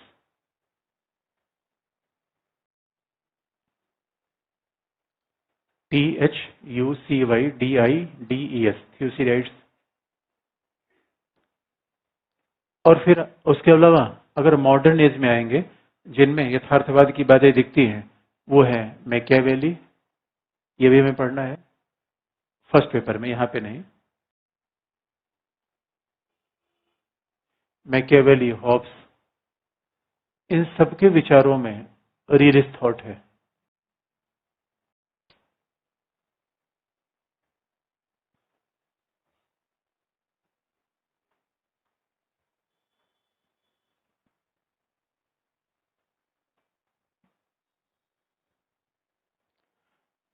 अगर आप, और जब मैं कहता हूं क्वेश्चन पेपर आप देखिए, एक बार सिलेबस आप देख लीजिए, फिर क्वेश्चन पेपर आप देख लीजिए।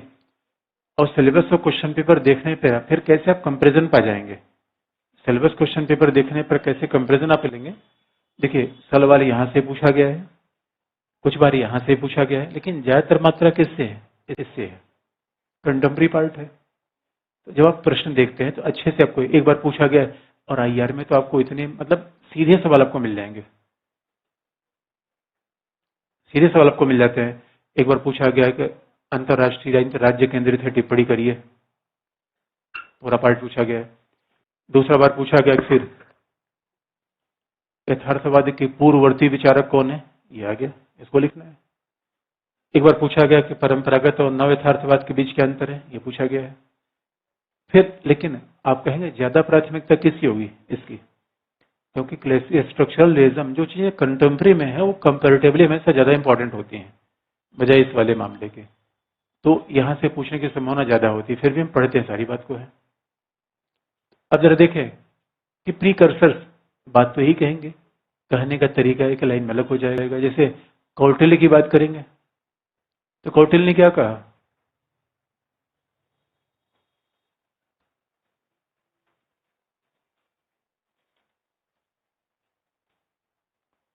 भाई सबकी बातें तो यहीं पे होगी, आधार तो यही है।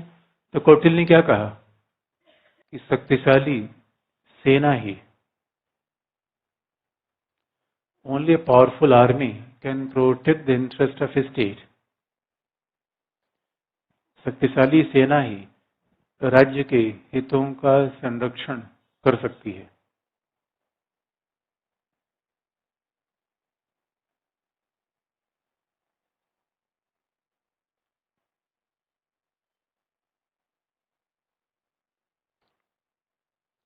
Only the powerful army can protect the interest of a state।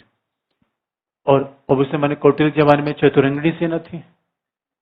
चतुरंगड़ी का मतलब है कि 4 प्रकार की सेना, घोड़ों की सेना, हाथी की सेना, पैदल की सेना और क्या, रथ की सेना। 4, घोड़े, हाथी, पैदल और रथ।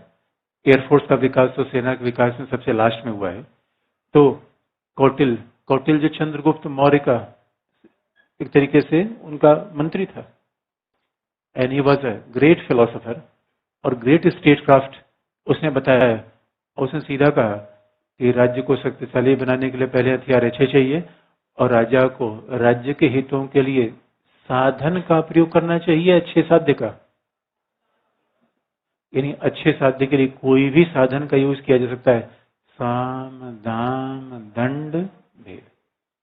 उसने कहा राज्य को शक्तिशाली बनाने के लिए सभी साधनों का सहारा लिया जाना चाहिए,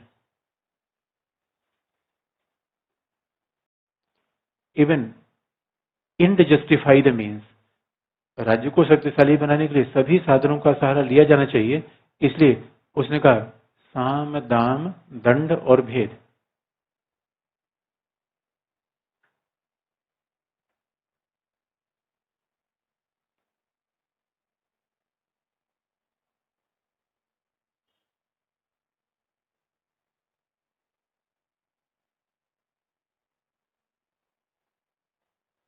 बाकी तो हम कौटिल्य का विचार पढ़ते ही हैं। हम एक एग्जाम्पल हमें बताया जाए कि 1-2 लाइन के बारे में लिख देंगे। जैसे थ्यूसीडाइड्स, थ्यूसीडाइड्स ने बड़ा क्लासिकल एग्जाम्पल दिया है। यूनानी युग में नगर राज्यों के बीच बड़ी लड़ाइयां हुआ करती थी। तो यूनानी युग में नगर राज्यों की, अब एक तो यूनानी युग में बड़े छोटे छोटे राज्य हुआ करते थे, उस समय राज्य कम थे, गांव ज्यादा थे। तो बड़े छोटे छोटे राज्य हुआ करते थे, आपस में सा लड़ते रहते थे। उसमें 2 राज्यों की लड़ाई को क्लासिकल तरीके से अपनी किताब द पेलोपोनेशियन वॉर लिखा है थ्यूसीडाइड्स ने। और पेलोपोनेशियन वॉर में उन्हीं 2 राज्यों के बीच लड़ाई का चित्रण किया है। एक शक्तिशाली है, दूसरा कमजोर है।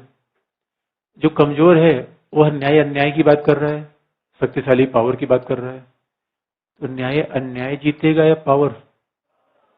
एक वुल्फ एंड कोलंबस एक विचारक है, उन्होंने किताब एक लिखी, international politics, power versus justice. तो अब सवाल ये, न्याय जीतता है या शक्ति? शक्ति जीतेगी।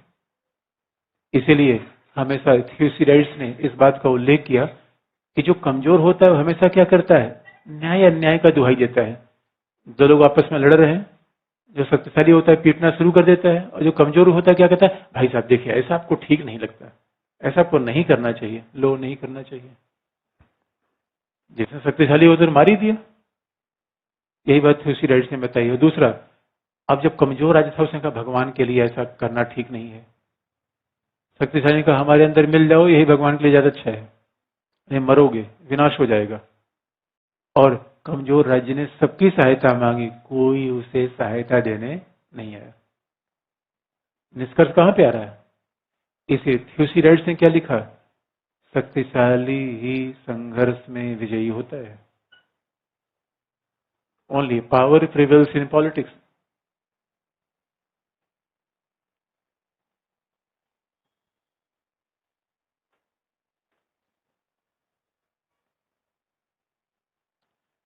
थ्यूसिडाइड्स ने कहा कि शक्तिशाली ही संघर्ष में विजयी होता है और न्याय और नैतिकता के आधार पर युद्ध नहीं लड़े जाते।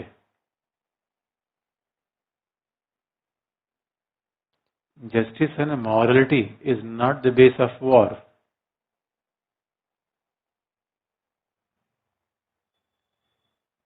न्याय और नैतिकता के आधार पर युद्ध नहीं लड़े जाते।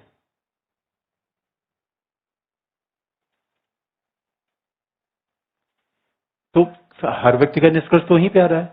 अच्छा, जैसे मैकियावेली हॉब्स हमें थिंकर में पढ़ना पड़ता है फर्स्ट पेपर में। बस मैकियावेली की एक बात कहा कर, मैकियावेली क्या कहता है? हर राज्य संभावी शत्रु है। मैकियावेली का बड़ा प्रसिद्ध कथन है, each and every state is a potential enemy. हर राज्य संभावी शत्रु है।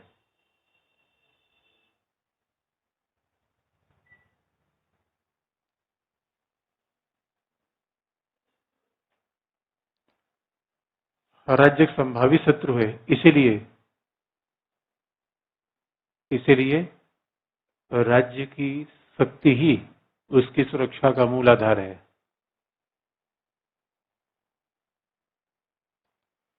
Therefore, strength and power of a state is base of the security of a state. राज्य की शक्ति ही उसकी सुरक्षा का मूल आधार है।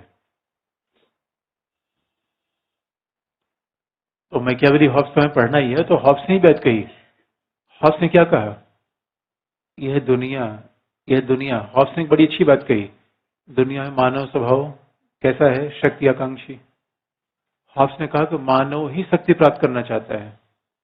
हर मानव दूसरे पर प्रभुत्व और आधिपत्य स्थापित करना चाहता है। Each and every individual is looking for domination, power, glory. हर व्यक्ति दूसरे पर आधिपत्य करना चाहता है और प्रभाव जमाना चाहता है।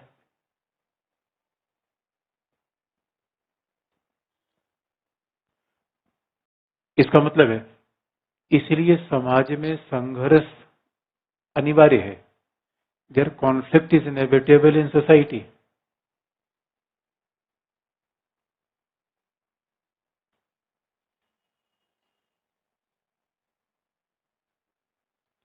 इसलिए समाज में संघर्ष अनिवार्य है, जिनके समाधान के लिए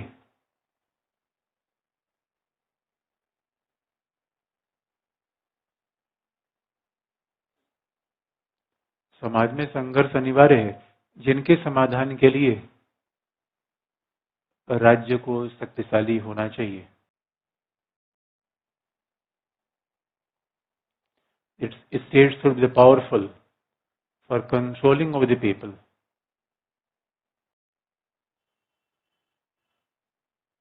और याद रखिए, दो चीजें हैं, एक तो राज्य के भीतर लोग आपस में लड़ रहे हैं और दूसरा राज्य के बीच लड़ाइयां हो रही हैं।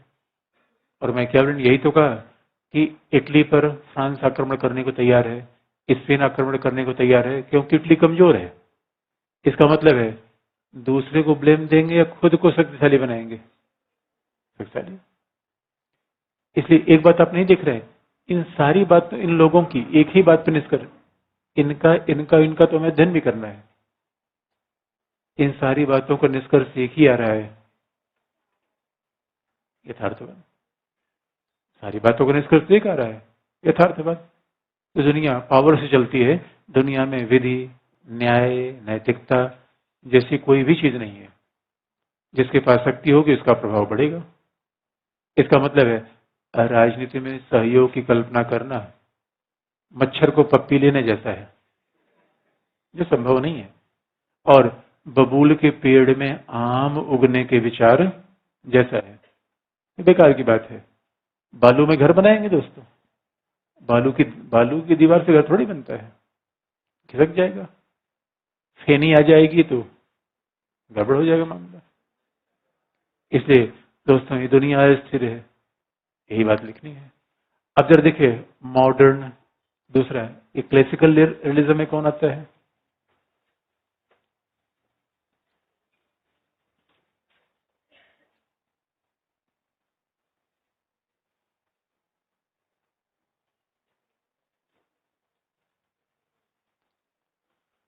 अब जरा हम देखें क्लासिकल रियलिज्म में कौन आता है, हटा दें।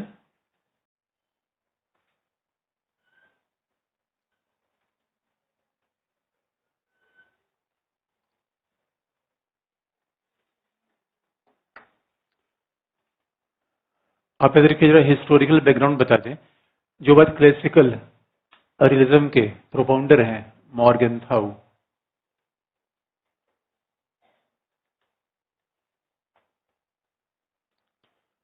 और मॉर्गेनथाउ ने जो किताब लिखी सेकेंड वर्ल्ड वॉर के बाद, कॉन्टेक्स्ट बड़ा इंपॉर्टेंट है किसी विचारक को जानने के लिए, कोई विचारक कब कहाँ किस संदर्भ बात कर रहा है। Morgenthau wrote a book that is a politics among the nations.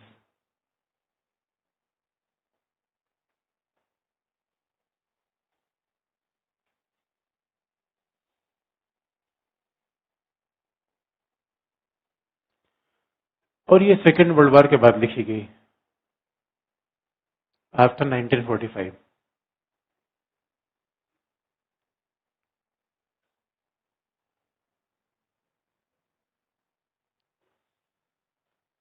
और आपको जरा याद दिला दें कि आफ्टर 1945 के बाद क्या कंडीशन था, कैसा कंडीशन था, आपको थोड़ा वर्ल्ड हिस्ट्री की बात याद दिला दें।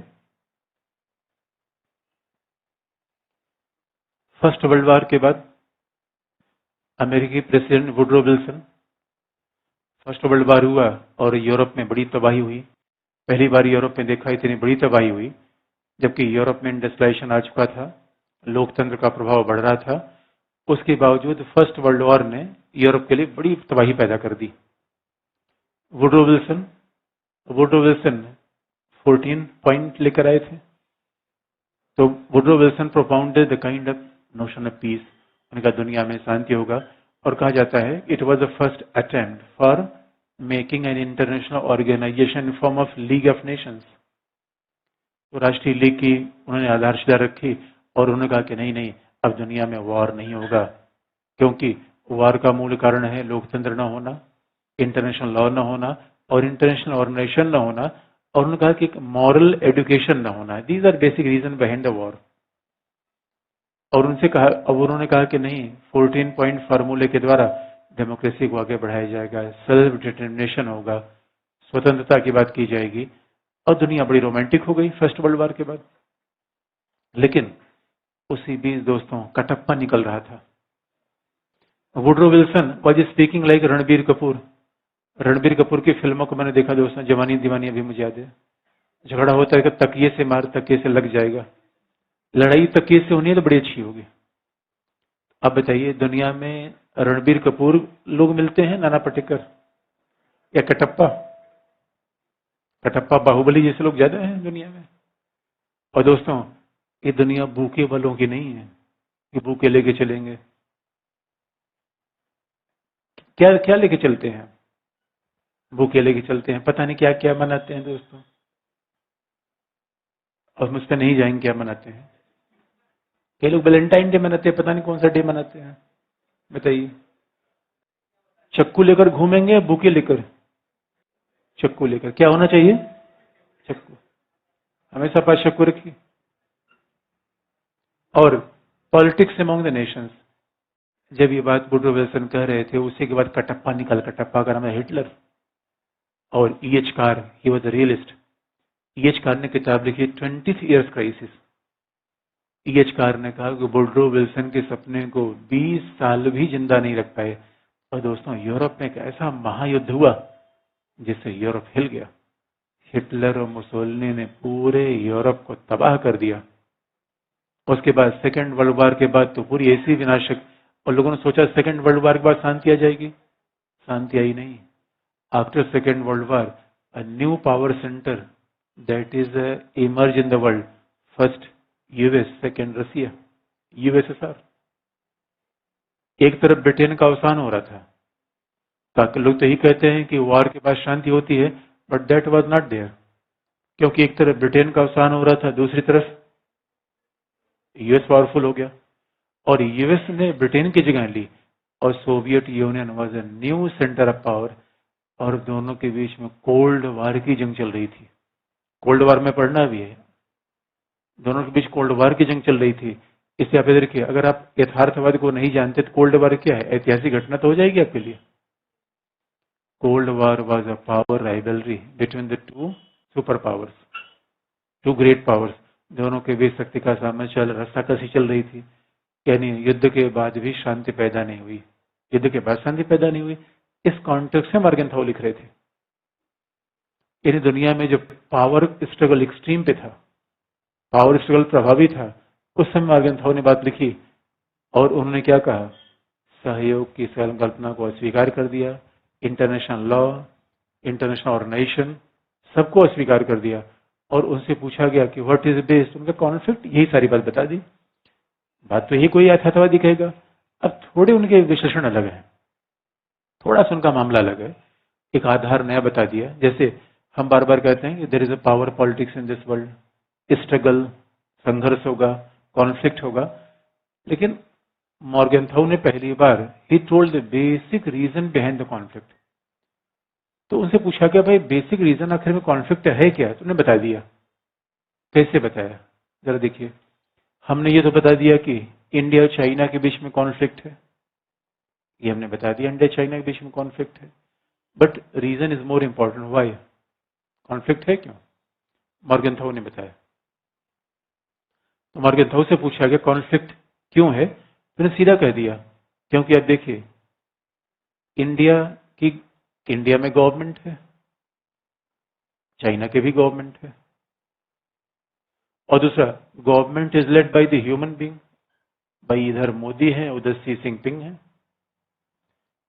जो वही सरकारें हैं उनमें तो लोग ही तो हैं, लोग ही है। और जरा सोच के देखिए मॉर्गनथाउ ने कहा लोगों का स्वभाव कैसा है, they want to establish domination, power. लोग क्या प्राप्त करना चाहते हैं, पावर। मॉर्गनथाउ ने सीधा कहा, और इसीलिए जो बेसिक नेचर शी जिनपिंग का है वही बेसिक नेचर मोदी का है। तो टकराएंगे, सहयोग करेंगे,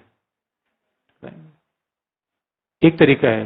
इसलिए human nature is not very, यानी मॉर्गनथाउ के हिसाब से कहा जाए मानवीय स्वभाव कैसा होता है, आशावादी नहीं होता, सहयोग वाला नहीं होता।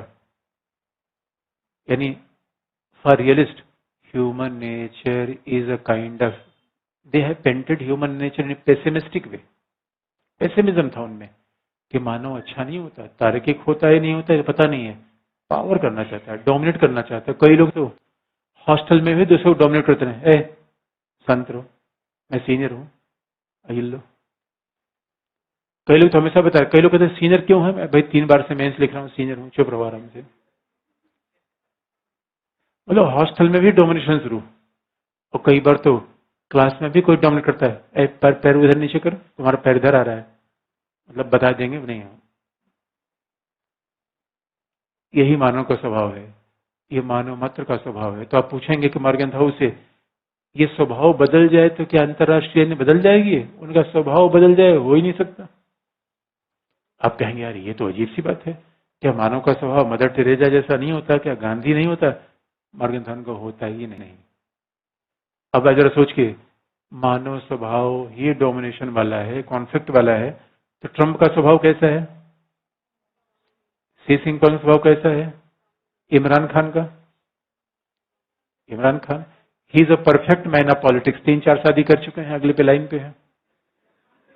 ये पॉलिटिक्स में तो कोई संबंध परमानेंट नहीं है, इसीलिए हर संबंध में हित है और हर हितों में पॉलिटिक्स है। इस याद रखिए Digvijay Singh is a real politician, 72 साल में स्कोप खोले हुए हैं, दिस इज पॉलिटिक्स।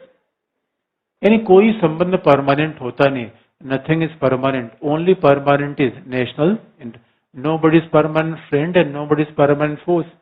न कोई स्थायी मित्र होता है न कोई स्थायी शत्रु। स्थायी क्या होती है? शशि थरूर डिप्लोमेट। किससे प्रभावित होंगे आप?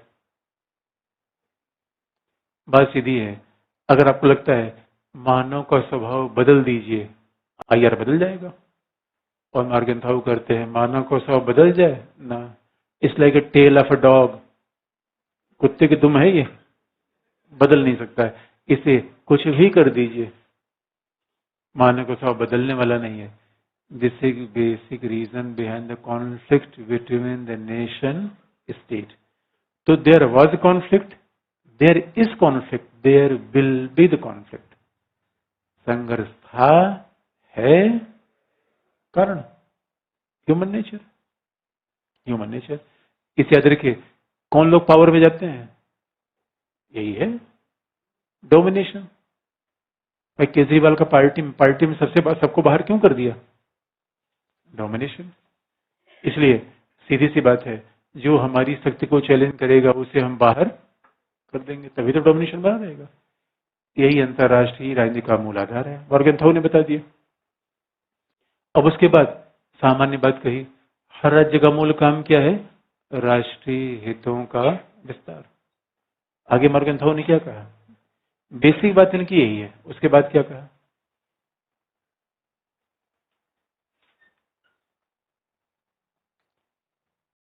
उसके बाद इन्होंने कहा कि अच्छा, मानव व्यवहार कैसा? पावर पॉलिटिक्स है, शक्ति आकांक्षा करने वाला है। अच्छा, कई बार अच्छा, अब जब रिवॉल्वर लेते हैं तो अच्छा लगता है बुरा लगता है? अच्छा लगता है। सही बात है दोस्तों। अभी याद रखिए, मानव का स्वभाव ऐसा है दोस्तों। अच्छा, अब आपके आसपास सिक्योरिटी में 2-4 पुलिस वाले चलते रहे, अच्छा लगेगा बुरा लगेगा? बहुत अच्छा लगेगा दोस्तों, बहुत अच्छा लगता है। मानव का यही स्वभाव तो है। इसे सीधी सी बात है, इस दुनिया में प्रेम हो गए संघर्ष,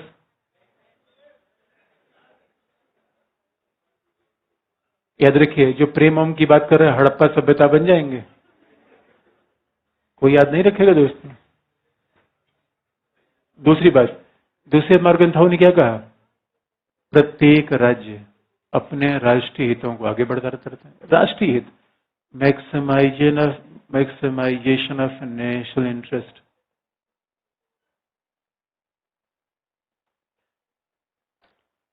प्रत्येक राज्य अपने राष्ट्रीय हितों को बढ़ाता रहता है।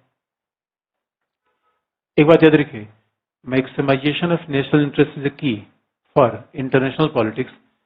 प्रत्येक राज्य अपने राष्ट्रीय हितों को बढ़ाता रहता है, इसका मतलब है फॉरेन पॉलिसी किससे चलती है? विचारधारा से? नो। डेमोक्रेसी से? नो। इंटरनेशनल लॉ से? नो। एक ही चीज राज्य को गवर्न करती है, वो क्या है? National interest, nothing else.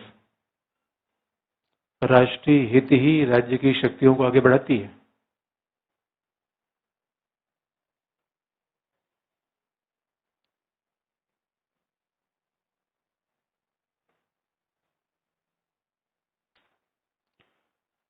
बात कुछ तरीके से कहें, इसलिए राज्य का सरोकार क्या होना चाहिए? मानवीय हितों की रक्षा या राष्ट्रीय हितों की?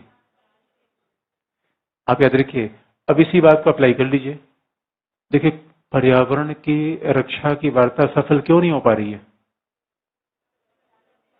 राष्ट्रीय हित, राष्ट्रीय हितों का टकराट है। वैचारिक क्या क्या वैचारिक है उसमें?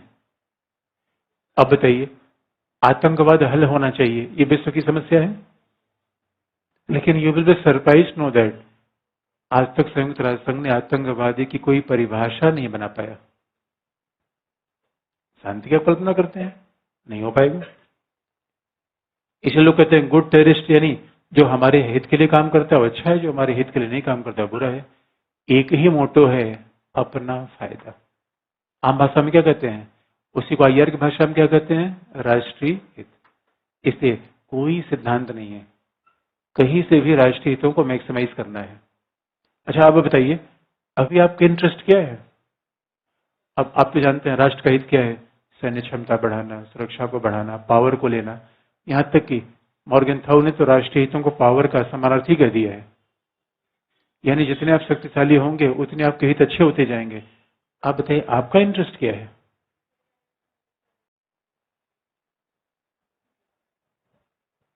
आप कभी अपने इंटरेस्ट को आपने ध्यान से देखा कि आपका इंटरेस्ट क्या है?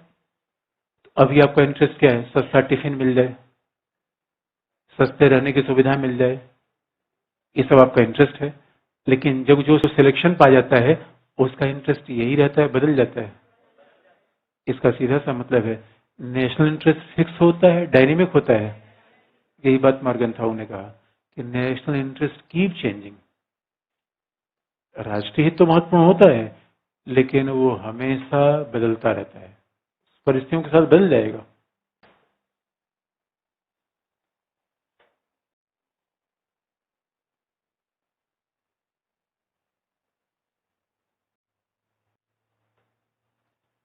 राष्ट्रीय हित परिस्थितियों के साथ बदलेगा।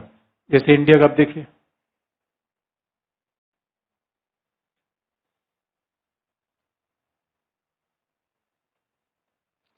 ये तो मॉर्गेनथाउ ने दो तीन बातें बहुत इंपॉर्टेंट कही थी राष्ट्रीय हितों के बारे में, बिकॉज ही वॉज रियलिस्ट। तो उन्होंने राष्ट्रीय हितों के बारे में जो दो तीन बातें बड़ी इंपॉर्टेंट कही थी उसमें यह था कि हमें राष्ट्रीय हितों को बढ़ाना चाहिए लेकिन अपनी क्षमता भी देखनी चाहिए। अगर अपनी क्षमता से, एक बड़ी गांव की भाषा में बड़ी कहावत है, उतना ही पैर फैलाना चाहिए जितनी लंबी चादर हो। अगर हमने राष्ट्रीय हितों को अपनी क्षमता से ज्यादा विस्तार किया खतरे में आ जाएगा, खतरे में आ जाएगा। जैसे कि सद्दाम हुसैन ने बिना सोचे समझे कुवैत पे हमला कर दिया। सद्दाम हुसैन को भी जाना पड़ा, इराक तो ध्वस्त हो ही गया। ये अब डेंजरस है। हिटलर ने बिना सोचे समझे रसिया में कूद गया, हार गया। तो मॉर्गेनथाउ बड़े रियलिस्ट हैं, इसलिए बताया है कैसे अपनी क्षमता के हिसाब से राष्ट्रीय हितों का विस्तार करिए। और एक बात याद रखिए, पॉलिटिक्स में हमेशा लेन देन की बात होती है। उन्होंने माना कि संघर्ष होता है लेकिन फिर भी आप हमेशा लेन देने के लिए तैयार रहिए। जैसे अब चाइना के साथ कोई झगड़ा होगा, हल तभी तो give and take. Politics is all about give and take. तो मॉर्गेनथाउ ने ऐसी बातों को भी ध्यान दिया, लेकिन national interest is very much dynamic. अच्छा, इसीलिए कई लोग बड़े भावनात्मक होते हैं, वो मेरा बहुत अच्छा दोस्त है, अरे बदल गया वो। बदलना ही मानव स्वभाव है, इससे दिल तोड़ के बैठिए मत। अब मैं कहूं कि यार कोई मेरा स्टूडेंट था, अब अधिकारी बन गया, मुझे याद नहीं करता, मुझे क्यों याद करेगा यार? उसके उसके एंगेजमेंट और हो गए। वही कोई अधिकारी है तो मंत्री सरोकार रखेगा, सीनियर ब्यूरोक्रेट सरोकार रखेगा, टीचर से उसका क्या फायदा होने वाला है? इसे टीचर से तब तक संबंध रखिए जब तक का फायदा हो। फायदा खत्म तो दुनिया। अब इसमें बिला वजह इमोशनल होने क्या बात है? और मैं तो आईआर का स्टूडेंट हूं, मैं इमोशनल कभी नहीं होता। मैं जानता भाई यही मानव का स्वभाव है। छोटे बच्चे जिनको पेरेंट्स इतना छोटे छोटे होके पालते हैं और बड़े हुए फुर्र से उड़ गए, और पेरेंट्स से कहने लगे तुम्हारी बातें मुझे ठीक नहीं लगती, और मम्मी दिल तोड़ के बैठी होंगी, देखो मेरी बेटी ने मुझे ऐसा बोल दिया। मैं बोलेगा ही, बिला वजह दिल तोड़ के बैठी हो। दिल से काम नहीं चलता दोस्तों। इसलिए नेशनल इंटरेस्ट डायनेमिक है। अगली बात याद रखिए, पर्यावरण के हितों की रक्षा करें, अपने हितों की रक्षा करें। अच्छा बताइए, हॉस्टल के हितों की सोचेंगे अपने हितों की? अपना भला जग भला, यही मॉर्गेनथाउ मानते हैं। इसलिए universal interest is less important than the national interest. इसलिए क्या होना चाहिए? प्रूडेंस होना चाहिए। फॉरेन पॉलिसी हमेशा प्रूडेंट होनी चाहिए, विवेकशील होनी चाहिए। फॉरेन पॉलिसी हमेशा विवेकशील होनी चाहिए जिसमें राष्ट्रीय हित, national interest is more important than the international concern.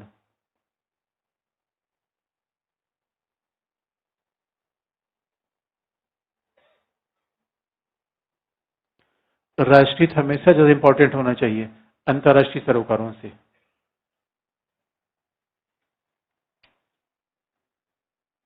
अब अंतर्राष्ट्रीय सरोकार क्या है? इंटरनेशनल कंसर्न क्या है? एनवायरमेंट, आतंकवाद। और राष्ट्रीय हित क्या है? शक्ति सुरक्षा। भारत ने परमाणु परीक्षण किया कि नहीं? इसका मतलब है यूनिवर्सल और इंटरनेशनल कोई इंटरेस्ट होता नहीं। राज्य के काम। अब यूनिवर्सल इंटरेस्ट क्या है? एक संयुक्त राष्ट्र संघ के नियम है, पता नहीं कितने लॉ हैं, इंटरनेशनल लॉ है, उनसे राज्य का व्यवहार नहीं चालित होना चाहिए। Universal concern are not important, national interest is more important. दूसरी बात है कि अंतर्राष्ट्रीय राजनीति, अब नैतिकता के बारे में मॉर्गेनथाउ ने कहा है, और मॉर्गेनथाउ ने अब ये कहा, अच्छा बताइए, किसी राज्य पे हमला कर देना नैतिक है या नैतिक? राष्ट्रीय हितों को बढ़ाने के लिए हमला करना पड़ेगा, नहीं करना पड़ेगा? अब किसी पर हमला कर दिया, किसी के लोगों को मार दिया, इट्स मॉरल और इमॉरल? जान लेना क्या है? अब जरा देखिए मॉर्गेनथाउ ने कैसे 3 शब्दों में अंतर किया है। देखिए, एक शब्द होता है मॉरल, दूसरा होता है इमॉरल,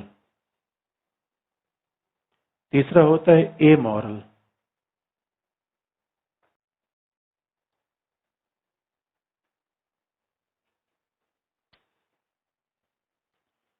और खास तौर पे आप देखेंगे निष्कर्ष तो हम यहीं पे आ रहे हैं, कहने के तरीके केवल अलग है।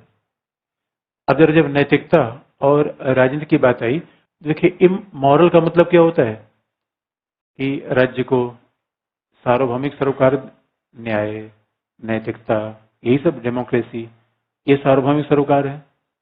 एक राज्य को न्याय करना चाहिए, नैतिकता करना चाहिए, दूसरे पर आक्रमण नहीं करना चाहिए, दैट इज मॉरल। अब बताइए, अगर राज्य ऐसा व्यवहार करेगा, टिक पाएगा?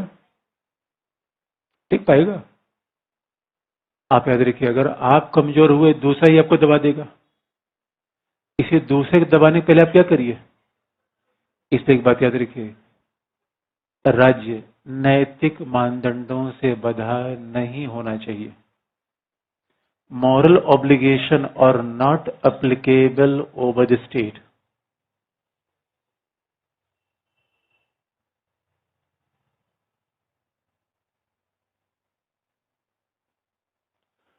राज्य नैतिक मानदंडों से बंधा नहीं होना चाहिए।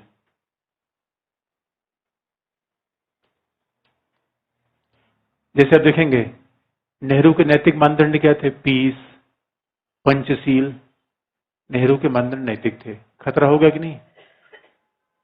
भाई नेहरू अच्छे थे, पूरी दुनिया अच्छी हो जाएगी, that we can't give guarantee. अगर राज्य नैतिक मानदंडों से बंधा होगा तो बहुत बड़ा खतरा आ जाएगा, अपनी सुरक्षा उसकी रिस्क में आ जाएगी। भाई नैतिक मानदंड क्या है? शांति की बात करना, परमाणु हथियार मुक्त दुनिया की बात करना। तो नेहरू को हथियार लेना चाहिए था या हथियार का विरोध करना चाहिए था? गांधी बाबा, जापान पे परमाणु बम गिरा, उनका हमारे दिल पर गिर गया। बाप गांधी बाबा, बेकार की बात करते हो यार तुम, दिल पर गिर गया। हमारे एक एक से नैतिकतावादी लोग थे, और ये परंपरा अशोक से चल गई हमारे यहाँ। सब नैतिक, गांधी, अशोक, नेहरू, नैतिकतावादी नैतिकतावादी। तो क्या हुआ? ठुक गए दोस्तों। और हम नेता किसके थे? गुट निरपेक्षता। अरे राष्ट्रीय हितों की बात करो यार, बेकार के गुट निरपेक्ष। तीसरी दुनिया के नेता, ये कौन सा राष्ट्रीय हित? तीसरी दुनिया के नेता? काम से काम बात करो।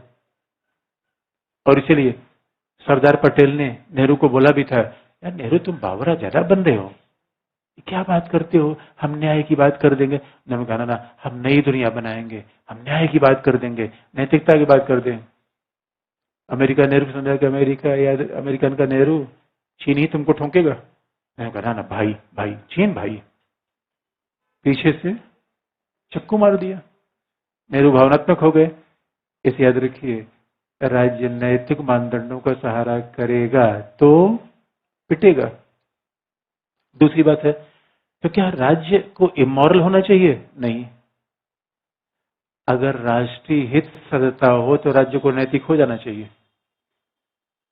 बात ध्यान में रखिए, अनैतिकता का मतलब क्या? Opposition of morality. मॉर्गेनथाउ ने कभी ऐसा नहीं कहा कि नैतिकता का विरोध करेगा, उसने ये नहीं कहा।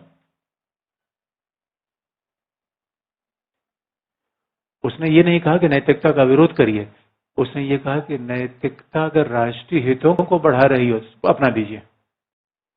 और राष्ट्रीय हितों नैतिकता में एक का चयन करना हो तो किसका चयन करेंगे? राष्ट्रीय हित।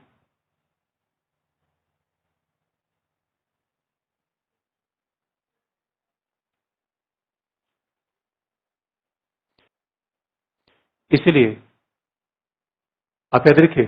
अच्छा, आप कहेंगे यार नैतिक होने से राष्ट्रीय हित कैसे बढ़ते हैं? बढ़ते हैं, यानी नैतिक होइए मत, बल्कि नैतिकता का दिखावा कर दीजिए। जैसे एक बार हमारे प्रधानमंत्री ने लाल किले से भाषण देते हुए कहा था कि बलूचिस्तान में जो मानवाधिकार का उल्लंघन हो रहा है उससे बहुत पीड़ा हो रही है। मानवाधिकार के उल्लंघन की बात करना नैतिक है या अनैतिक? लेकिन पर्पज क्या था? राष्ट्रीय हित। अब देखिए अमेरिका क्या कहेगा, हम दुनिया में मानवाधिकार बताना चाहते हैं, लोकतंत्र आगे बढ़ाना चाहते हैं। लोकतंत्र और मानवाधिकार की बात करना नैतिकतापूर्ण है, लेकिन उसके पीछे इंटेंशन क्या है? राष्ट्रीय हित। इसे कई बार नैतिकता का, इसे मर्गेंथाउ को इमोरल कहना ठीक नहीं है। He was not against morality. इसे उसे क्या कहा जाए? ए मॉरल, नैतिकता से तटस्थ, नैतिकता से निरपेक्ष। मॉर्गेंथाउ इज ए मॉरल, वो नैतिकता विरोधी नहीं है, नैतिकता से तटस्थ है, नैतिकता से निरपेक्ष है।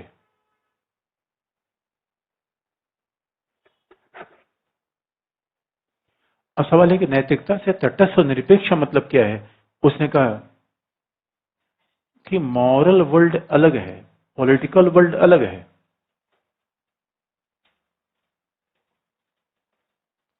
उसने कहा नैतिक दुनिया अलग है, राजनीतिक दुनिया अलग है।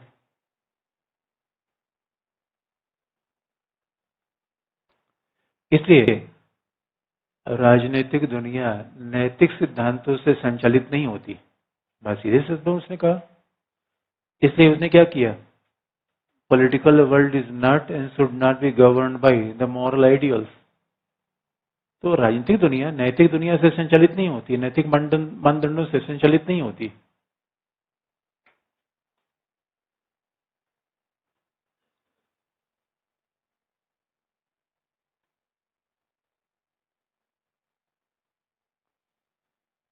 इसलिए दोनों अलग अलग हैं। नैतिकता को अलग करके देखिए, राजनीति को अलग करके देखिए। क्यों? नैतिकता में क्या होता है भाई? जस्टिस, शांति। पॉलिटिक्स में क्या है? Power, security and interest. अलग अलग डोमेन है। Politics deal with power, politics deal with security, power politics with interest. राजनीति का सरोकार शक्ति से है, हितों से है और सुरक्षा से है, जबकि नैतिकता का सरोकार किससे है? शांति से, लोकतंत्र से, मानवाधिकारों से।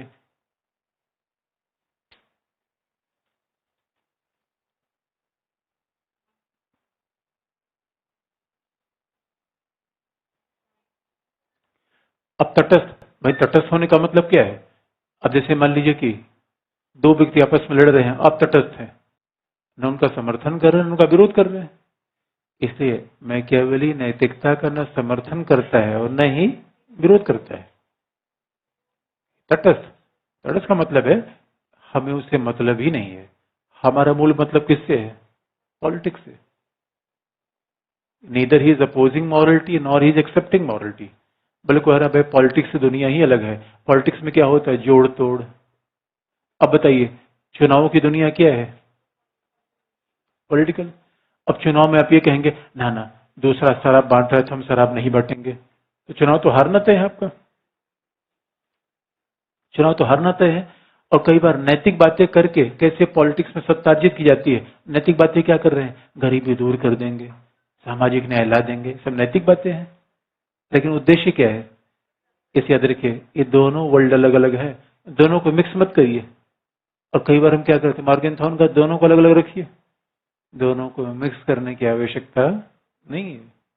इसे क्या कहते हैं? ए मॉरल, नैतिकता से तटस्थ, नैतिकता से निरपेक्ष। अब आप किन किन चीजों से तटस्थ हैं आप देख लीजिए, किन किन चीजों से तटस्थ हैं। लास्ट में जो बात मॉर्गेनथॉन ने कही, लास्ट पॉइंट, लास्ट हेडिंग है राजनीति की स्वायत्तता, autonomy of politics.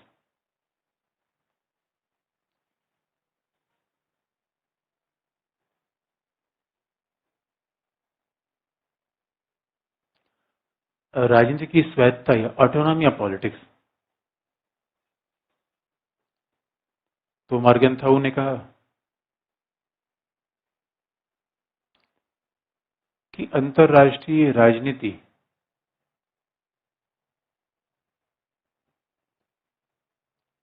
The view of Morgenthau is that अंतर्राष्ट्रीय राजनीति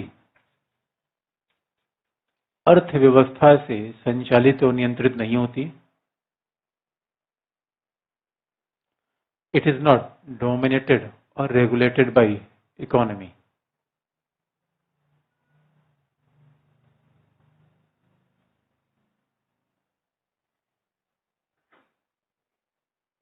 ये अर्थव्यवस्था से संचालित और नियंत्रित नहीं होती और न ही यह नैतिक मानदंडों से संचालित होती है. Neither it is regulated by the morality.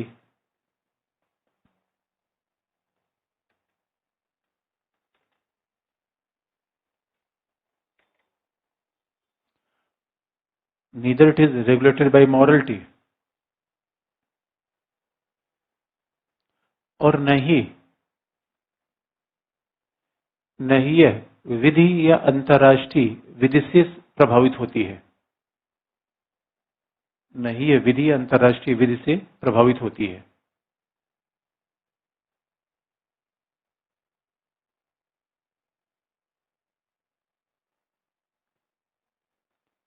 तो आप ये बताइए, अगर ये नैतिकता से प्रभावित नहीं है, इकोनॉमी से प्रभावित नहीं, प्रभावित किससे है फिर? पावर से. बस सीधी सी है. इससे पावर पॉलिटिक्स. ये बात तो स्पष्ट हो गया. अनैतिक कहना, और देखिए अनैतिक होना मतलब नैतिकता का विरोध करना, और इमोरल होने का मतलब विरोध नहीं करना, मतलब ही नहीं रखना, मतलब ही नहीं है. हाँ ये बात अलग है, जब कभी ऐसा लगे राष्ट्रीय हितों को पूरा करना है तो नैतिक मानदंडों का प्रयोग कर लेंगे, अदरवाइज नैतिकता से मतलब नहीं रहेगा. बात कहां पहुंची? एक ही बात है, कहने के तरीके अलग है. तो कल आप यथार्थवाद उदारवाद पढ़ के आ पाइएगा. बाकी कल